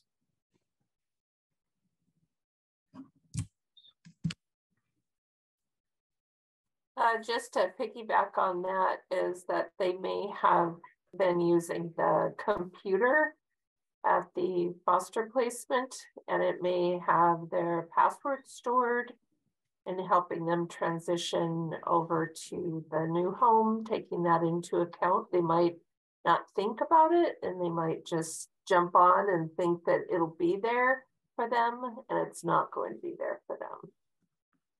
Fantastic. Thank you. Oh, these are brilliant. What about for small children?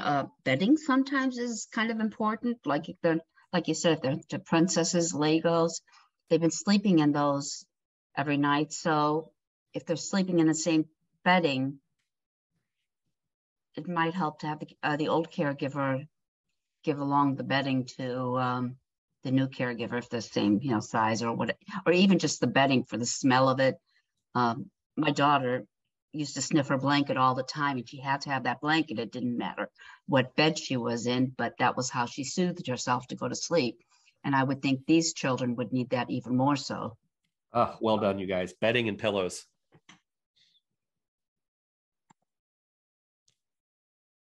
Which also got me thinking pajamas. Like, what do they wear to bed?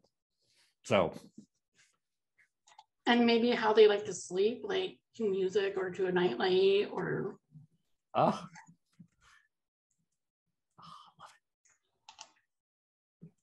Love it, love it, love it.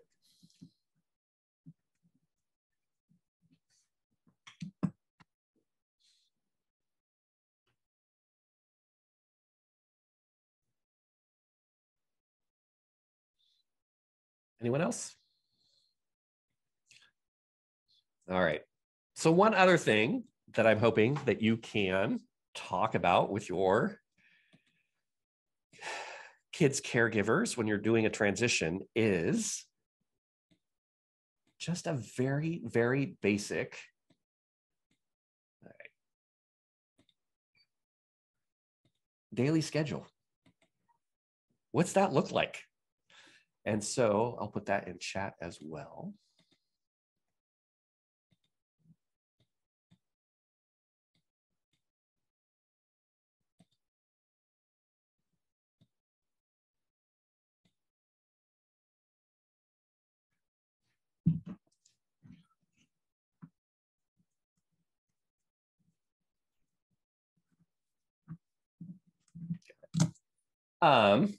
Oops, sorry. Annette, you were the only one that got that.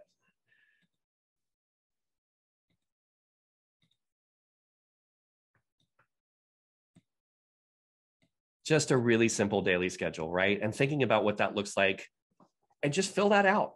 Sit down and fill that out. What time do they wake up? When do they go down for naps? When do you typically eat? Breakfast, lunch, snacks, dinner? When do you do homework? When do you allow screen? I just basically sit down. And then I was thinking too, you could just use this as not just for like school days or weekdays, but also maybe you have special things that you do on the weekends. Kind of talk about what a weekend schedule looks like versus a school schedule or a weekday schedule for work. But just sit down and fill that out. So that way the old caregiver, the new caregiver knows kind of what the daily routine look like. Super simple. But keeping that consistency where they can is going to be so impactful for the kid.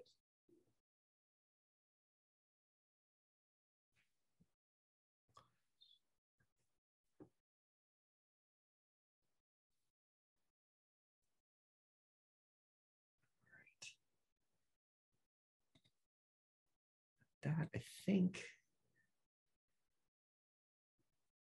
So those were the 3 tools that I wanted to share with you all. What questions do you have? I've got a couple scenarios that I just want to kind of use us to kind of cement this learning. But before we get into those and I break you up into small breakout rooms, do you have any other questions or thoughts or things that you want to add, just thinking about being helpful and of service to kids when we're doing transition changes, placement changes?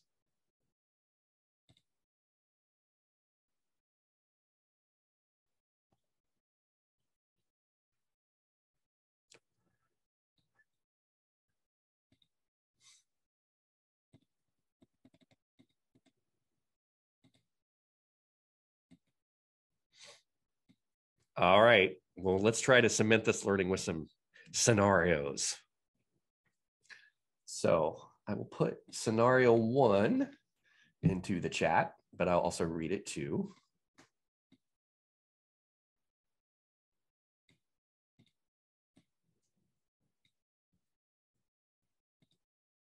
So those of you who have been through the new training may recognize some of the characters that we use in this, but I just copied them and kind of fleshed this one out a little bit more. Chris is a 7-year-old boy who was recently placed in foster care after police came to his home after neighbors called about hearing fighting and possible domestic violence. Police arrived to find mom, Diane, with a busted lip and a black eye and severely intoxicated. Chris was placed in a foster home that night with Fred and Faith Peterson. You've been assigned as Chris's GAL, and it's been about a month since the incident. In your first meeting with Chris, he was very subdued and didn't say much despite your best efforts to get him to talk. Chris's visits had been taking place at his aunt Andrea's house over the past month, but during the last visit, Chris had wanted additional snacks instead of dinner, and when he was told no, threw his dinner plate off the table, hitting the wall, breaking the plate, and causing spaghetti to go all over the place. So his mom, he was doing a visit with his aunt because his aunt and mom are living together. So mom is living with the aunt, but Chris is doing a visit from foster home at that aunt's house. After that, the aunt called the social worker to come and get Chris immediately and told her that they'd have to find, sorry, I'm editing these as I go, told her that they'd have to find another place to do visits because Chris was so hard to control. In your conversations with the foster parents, Fred and Faith, they tell you they didn't realize how incredibly stressful it was to have a 7-year-old in the house, especially one that seems so uncooperative and prone to angry outbursts like Chris's, and have told the social worker they're not sure how much longer they can keep this up. At the ensuing FTDM, Sarah, the social worker, indicates that she has already found another foster home. Mom and her boyfriend's sister, Andrea, the aunt, are upset because the new foster placement is a neighboring county. The aunt says that she will begrudgingly allow Chris back, but only if he promises to be good this time. So that's kind of where we are. This is the scenario that I want you guys to talk about. What clarification do you need about this scenario? Anyone?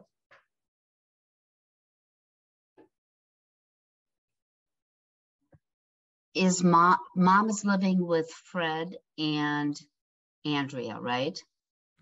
Mom is living with Andrea. Fred and Faith are the foster parents. Sorry.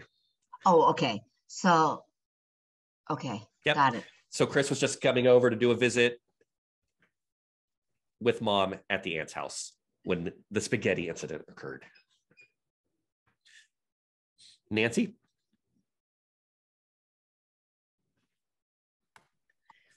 So, and it might not be important, but just for context. So Chris was taken away because mom and dad had a fight, but mom has a boyfriend. Or is the dad the boyfriend? Who's the boyfriend? The boyfriend is, sorry, this is back into our old, it doesn't matter. The boyfriend is who mom was living with before. Okay. Well, and he's kind of out of the picture now. Mom and her boyfriend's sister, Andrea. So, okay. That's okay. I'm just trying to figure out all the different people who got involved here. So yeah, we'll just let it go that they want to get rid of Chris. Okay. Yes. Sorry. It's building these scenarios, like, you know, you start writing them and you're like, oh, I'll add this and I'll add that. Like I already had the story in mind. And so sometimes I get a little carried away, but. Okay. So just to get it right, Chris is with foster parents, Fred and Faith. Uh-huh. Is that correct? The visitation is not occurring there. No, it's occurring at the Aunt Andrea's. Okay. So, okay, got it. The other question I think is a group question then. Okay, thank you. Anyone else that I could try not to confuse any more than I have already done so?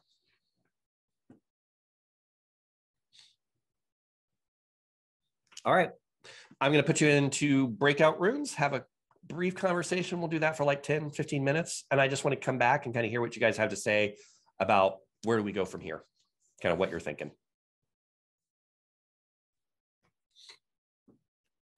Just let you all know, as a presenter, if you ever enter if you're doing a Zoom training and you're like, oh my gosh, there are way too many people on this Zoom meeting, I'm feeling nervous, just put everyone in a small breakout room so you'll lose half of your audience immediately. So, little pro tip there for you all. All right. So what'd you guys come up with? What'd you guys discuss?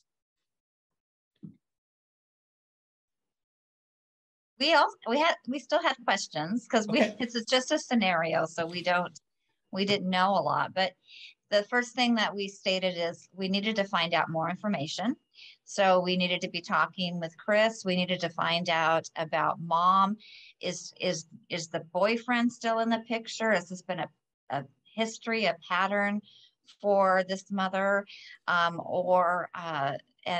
the aunt? So if Fred, and I forgot Fred and Faith, if they definitely don't want to maybe receive some help with Chris as far as behaviors such as a WISE team or therapy, something of that nature, is it possible that Chris could move to the aunt's home with a safety plan for mom as she's engaged in parenting, probably domestic violence if that's a concern, and with, of course, assistance for Chris to help with behaviors. And talking to the school, that was brought up.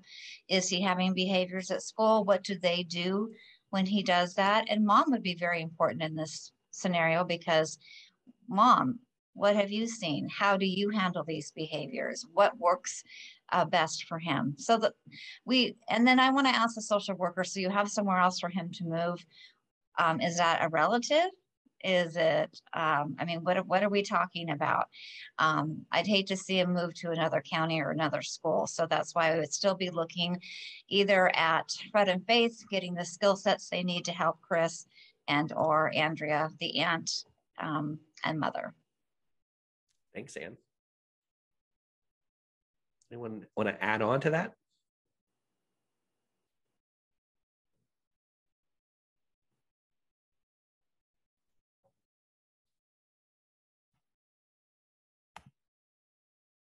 We discussed a little bit whether services can be ordered for foster parents since they're not a party to the case and how that works. Maybe you can shed some light. Yeah, you can hear my pet peeves come out on this too. I mean, with foster parents, like my first question to be, so here's my rule of thumb. If you're going to ask for services for the foster parents, what if we gave those same services to the parents or the relatives, right? Like, could we do the placement that way instead? So I'm always hesitant to be like, oh, let's get the kid, let's give family reconciliation, FRS or something like that for foster parents, right? Like, why don't we do that with the kid at their home, right? Or figure out a way that we can kind of do that too, especially when it's brand new into a case. Yeah. So that's just my bias. Like, why are we giving services to keep this kid in stranger care when we could probably give those same services to the parents or relatives and have that be less of a transition for the kid?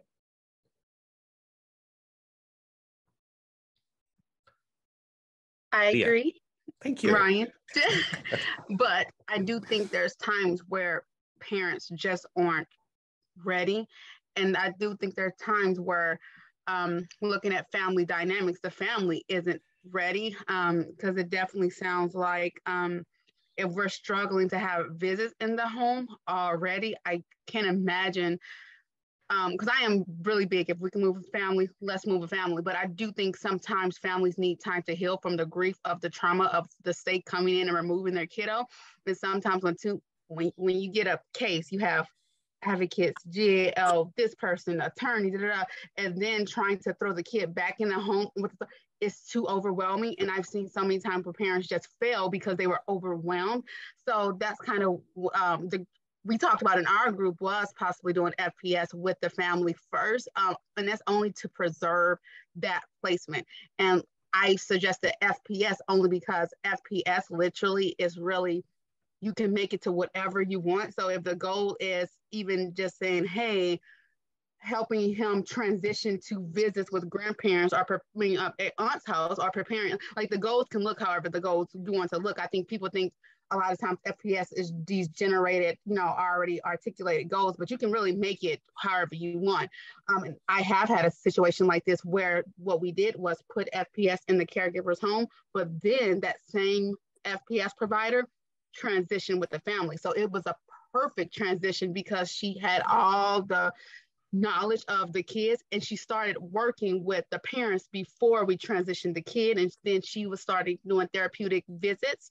So then it just transitioned over. So I hear you, Ryan, but I think unfortunately every case is so different. But there are certain cases where like we throw services to the provider. You're like, well, no, mom's safe, or we can make it safe with the safety plan. But then I do think there's sometimes where they're just not there yet, that we do need to try to figure out, okay, how can we make this work so we can stabilize the kid and then transition them over. Yeah, I thank you so much for that, Leah. I completely agree. But sometimes I feel like sometimes the department is like, well, if it's not this, it's this. Like they give you false dichotomies of options. Whereas a situation like this might be, well, what if we put FRS or some kind of service like that with the aunt and maybe have Chris stay the weekends there instead? You know what I mean? Like building out some kind of plan like that, where it's because maybe what Chris is going through is that, why does this keep happening to me? Why am I the one that's away from my family? I didn't do anything wrong, but I'm the one that's being punished. So how do we flip that around and come at it from the kid's perspective, right? And kind of figure out what that kid needs to be successful rather than what all the adults are saying in the room. So just using that and avoiding those kinds of dichotomies that the department loves to present and say, if we can't do this, we're going to do this. That's where we need you to kind of come up there and say, what's wrong here? And how do we fix the problem? Not how do we come up with a solution? But you got to identify the problem first. Jennifer. Yeah, what really stuck out to us was that I didn't write down all the names and all that, but one word that stuck out was, I believe it was the foster parent who said, well, he can come back if he's, quote, good. That was the aunt that said that. Okay, the aunt. That just raised a red flag for me, because who defines what good is, and how can the kid be good if he has such emotional trauma? So if the kid could go into some kind of counseling or talk to a social worker, I know counseling is hard to get. You're put on a list forever. So I would, under that circumstance, that good, quote, good word really has my red flag up. I was just trying to be real with you all, right? Like we're going to talk with relatives and they're going to say, like, kid better be good. And in reality, what I need you guys to be able to decode and be like, okay, they're going to need some more help. Like, I just can't pop this kid into this placement and expect everything to be okay. Right. So that's where, and you got to listen to relatives too, because they're going to tell you what's up. Right. Okay. But they're not going to tell you what's up. Like, so they're going to let you know, here's where I'm coming from with this, but I'm not going to come out and say, I hate that kid. Like, he's not even blood, you know what I'm saying? Like, so thinking about it from that perspective and thinking about what you're going to need to add or help with that transition and ensure. And again, I think that's where once you get people all in the same room, right, where you've got old caregivers, you've got parents, you've got everybody talking about the kid, that's going to make the aunt in particular feel heard. Right. And the aunt could describe what, quote, being good is. Right. And so that would be better than a generalized, if he's good. But getting ideas of like daily routines, kind of what that kid is going through, like all of that information, all that caregiving information, that's going to help, I hope, answer the aunt's question about, what do I do with this kid when he's acting crazy? Whatever I've been trying hasn't worked. So sharing that information. Yeah, that sounds good. Thanks, Jennifer. I think it's also important that we need to know that relative placements mostly don't have they're not licensed and not trained, so they're not using the same lingo as we are, and they're just talking naturally. So I didn't like the word good either, but that doesn't, what does that mean to this aunt? The last child I represented was living with parents that were homeless. And that's another good reason why some children should be placed in foster home away from parents right away. It turned out to be very, very positive, but it took time. Yeah, and it's that whole notion of, again, the two things when it comes to placement. Does it fit the needs of the kid? And does the placement agree with the case plan? Right? And keeping those two items in mind, because sometimes it's really good for kids to get stabilized in foster care, figure out what's going on, right? We get the parents the services and stuff that they need, give them a little space, a little break, but then try to, do that reunification after some of that healing has occurred. But at the same time, keeping that child engaged and those family members engaged when it's safe to do so. Annette. One of the questions I had was the mental health assessment that they do on the children. When is that usually done? So it should be within 30 days of them entering care. It's part of the CHET screen. Okay. Another reason I'm asking is as Leah said, throwing a plate of spaghetti, the child is only 7 years old and they cannot communicate as well yet as they get older or as we can. How much experience does the mental health person have with dealing with this child? Do they meet them several times or is it one time? Okay, so that screener, the mental health screener, that's just going to be a one-off. And they're just making sure that everything is like, they're not any significant issues that they can see right off from the get-go. I mean, we're talking like psychopathy stuff, not like depression. I mean, or not, hey, how you doing, kid? It's basically, are you severely depressed? Are you suicidal? That's all they're screening for. The mental health, go ahead. No, I was just going to say many kids, especially at that age, don't know how to answer something like that. Exactly. And the screeners are really good at kind of doing that at an age appropriate level. But I'm just going to say this right now. The first things that you should do when you get a kid assigned to you is put them or get them on the waiting list for counseling. Okay. There's just you are taking a child from their home and putting them with somewhere else. That is traumatic, period. Full stop. Doesn't matter what happened to them. I mean, this child that I have is 9 years old and he's a boy. Not that that has anything to do with it, but he's very uncommunicative. He doesn't know who I am. Why should he tell me what's going on with him? So I make sure to go visit at least once a week. And I even went to his school with his teacher's approval and played a game with him. And he's starting to open up where he'll just start talking. But I mean, it's taken a lot of work to do that. And I don't think when they mental health, they have so many cases, I can't see them doing that unless they have some magic charm that gets them to. They do. It's called a degree. So I have it too, but it's not seeming to work for me.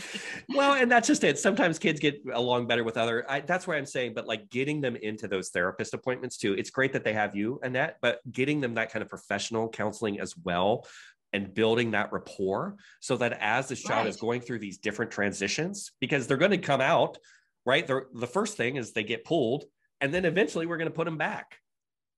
I mean, that right there, those are two traumatic events that would scar any kid for life. They need mental health counseling. I totally agree with you. I used to be a school counselor, so I dealt with kids all the time. And when I saw the screening, I was thinking, he was only 8 years old when he got the screening. He probably doesn't even, I mean, he knows what suicide is due to bad circumstances, but I mean, some of those questions he would have no. I mean, self-harm could be that, he got hit at dodgeball. Yeah. Again, they are age appropriate and those screeners are pretty good about teasing those out, but yeah, but all kids in the system need therapy, probably more than they need a doctor. Go ahead, Ann. So Ryan, will you help us with the social workers making those referrals? Because they're the ones who have to do it. Yes. Based on their insurance. Yeah. You have take them to an court. idea how to take them to court? Yeah. File a motion. I've done that a couple times. Okay. So you can tell the social worker that you think that the kids need a therapist. 100%. And that, honest to God, I think that should be the first thing that comes out of your mouth when you're talking to the social worker. Where are we getting, how's this kid, how are we getting coming up with this kid's mental health? Let's get him a counselor. And I was going to say, you don't need a social worker. All of my kids have counselors. The caregiver does it. Like all kiddos who are in the state have state insurance. So and I'm Pierce County, so I don't know if counties are different. So I would like to say that, but all kiddos have state insurance. So when I meet with caregivers, I push them to get, as long as they have that caregiver authorization form, that's who I push. Now for like mental health evaluations, sometimes those are different because sometimes those need a referral because it's an insurance thing. But then if the social worker is taking long, that's when Apple Health becomes your friend. And Apple Health can give a caseworker and they can support that caregiver. So I've learned as a GAL not to count on social workers so much and learned how to do my job without them because they are not responsive as they should be. So trying to navigate, and then I was just going to give you all like because counseling is so hard to come by right now, I've started using other community resources. So I have a kiddo who's 9 and he was really, really, really struggling. And I got him a mentor in Pierce County. We have something called Friends of Tacoma. And every kiddo can get a mentor, and that mentor comes out once a week and they're usually trained like in some type of therapy. So like, it's more of like, they're talking to them. They're not there for that, but it's almost just like another outlet and another positive person. So every county is different, but just find other community resource. Like I have some LGBTQ kiddos who like, Leah, I'm not going to therapy. Okay, well, I found this group. This group, they do Wednesdays on Zoom, so you don't even have to leave your house, right? So just kind of thinking outside of the box, like therapy can look so different to different kiddos, but it could be therapeutic just in a different way. Thanks, Leah. Yeah, like my 15-year-old does not want therapy at all, even though I think she needs it. But I think at 15, if she decides she doesn't want to do it, there's not any way that I can talk or tell her, you know, how helpful it can be for her. Right. Exactly. Yeah. So. Okay. Rachel. Thanks.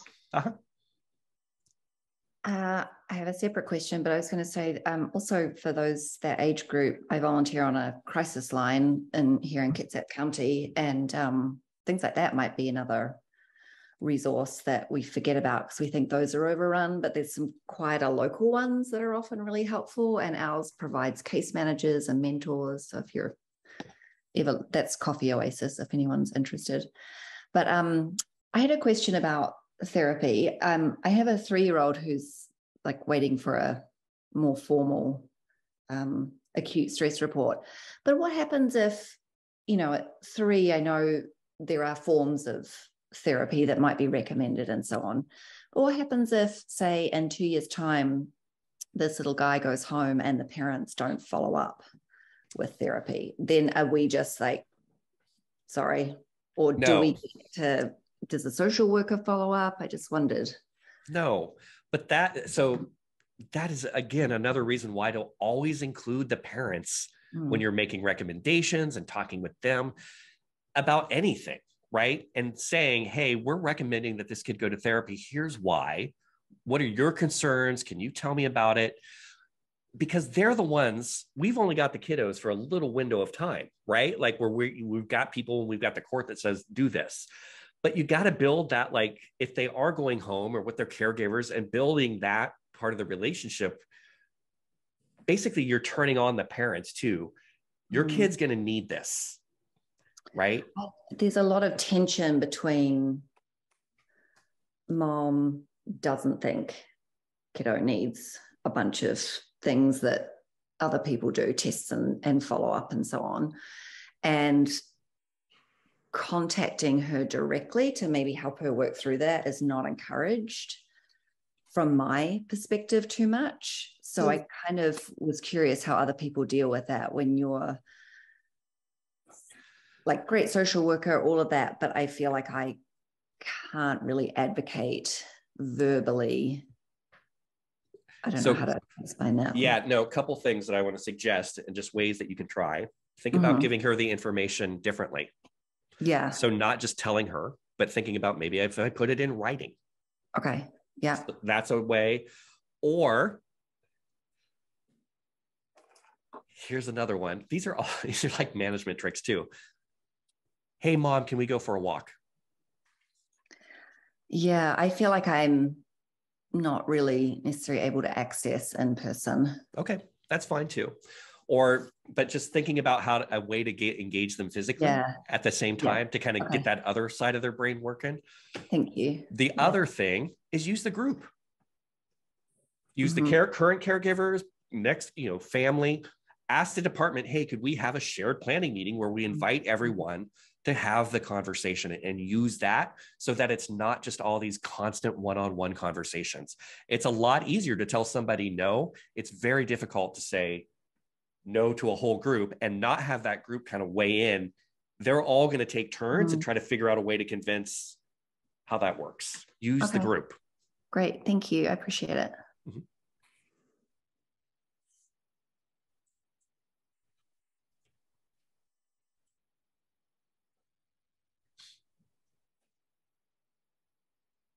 Other thoughts about transition planning or other things that you think might be helpful that we can dig around and help find?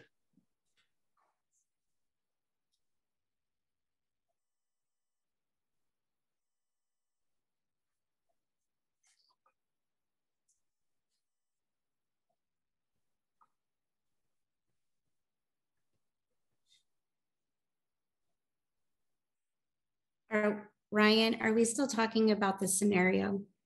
No, we can talk. I'm opening it up to everyone now. Anything. Oh, okay. But if you want to talk about the scenario, you can. No.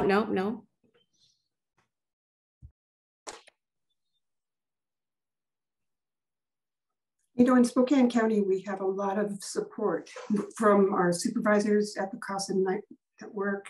And then I'm just really impressed with how well the social workers work with us, and anyone involved with that child is just gracious to let us be there with them or on our own.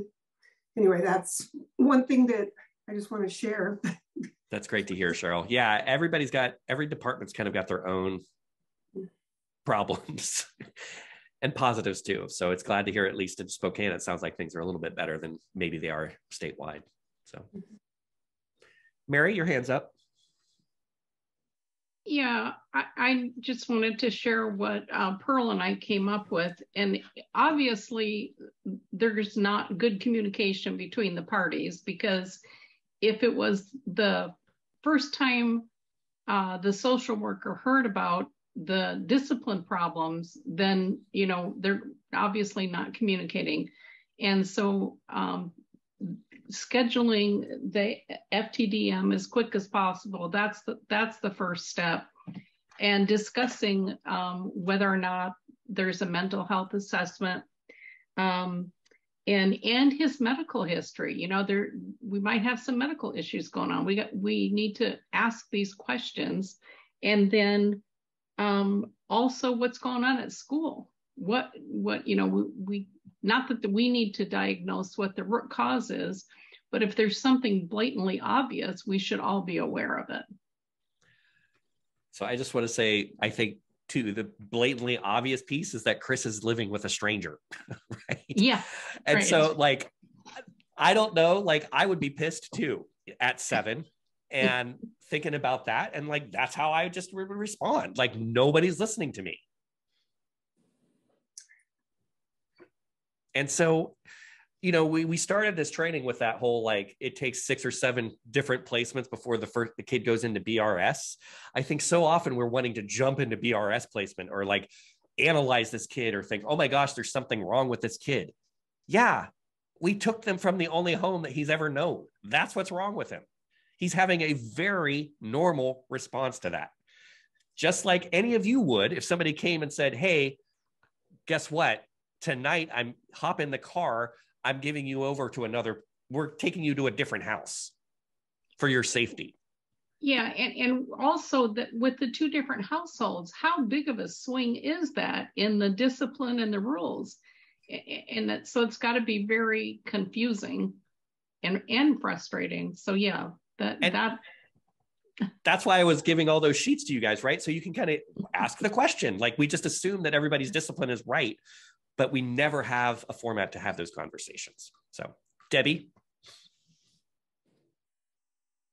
your hand is up.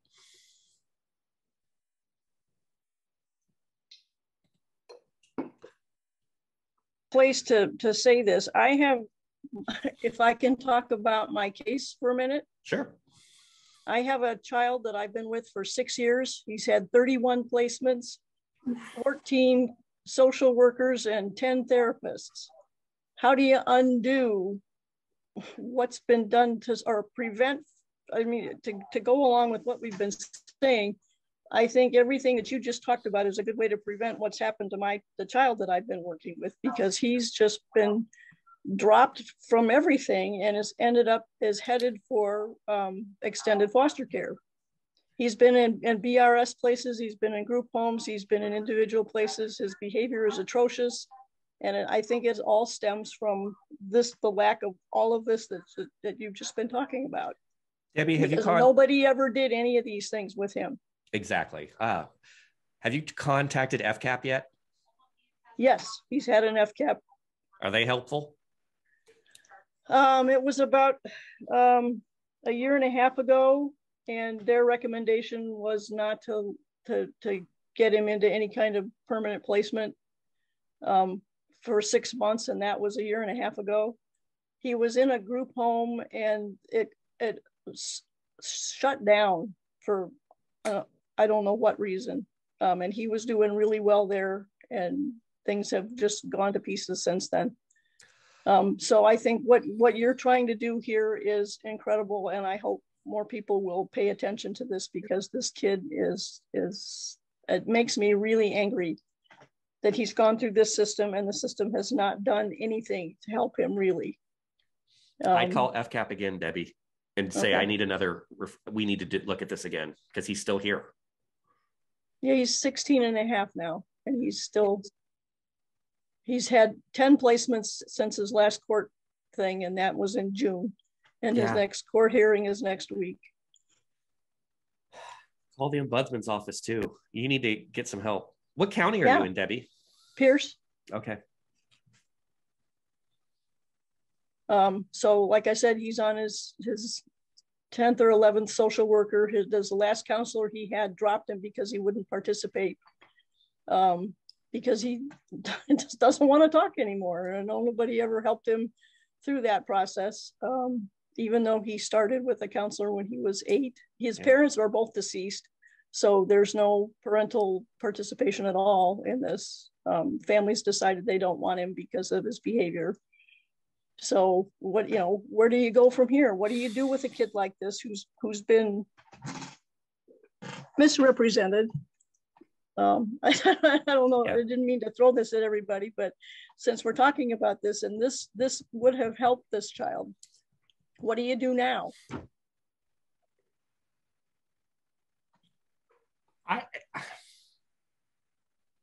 It might not hurt to ask for another shared planning meeting where you invite kids, biological families, and even previous caregivers, just anyone who has any insight into this kiddo, and invite them to the meeting. And maybe you do that through the context of FCAP, and maybe make that suggestion so that FCAP can help facilitate that. I've tried every time we've had a CFTM or an FTDM, I've said, have these these family units been invited? Sometimes they have, and sometimes they haven't. And sometimes I feel like the social worker is just kind of like, well, I don't care. I don't know. I just kind of wanted to throw all this out there, because this particular workshop has made me very angry about what's happened to him. Well, yeah, I don't know how to fix that, Debbie, like in the next 15 minutes. Well, you can't fix it.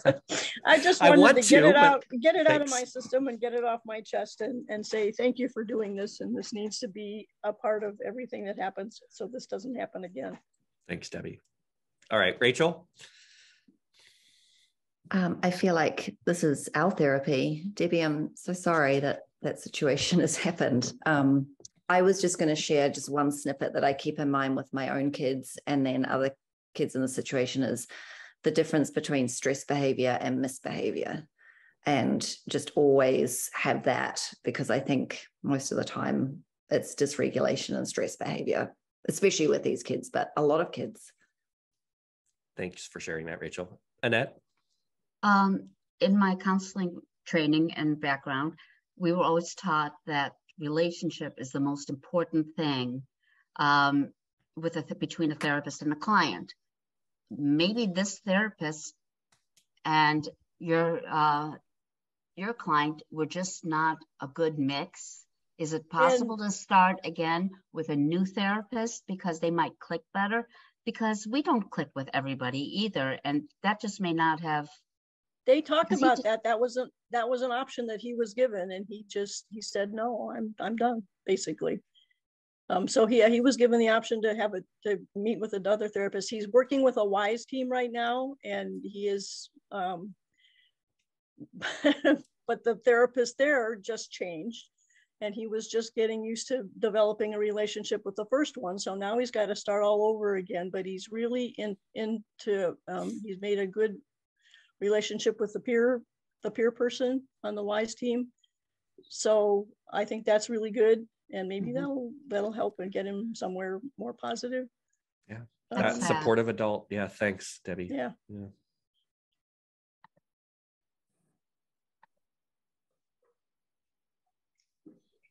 I need to figure out how to have these conversations at the beginning of the training rather than at the end, so that we all don't walk away thinking, golly, why do we keep doing this?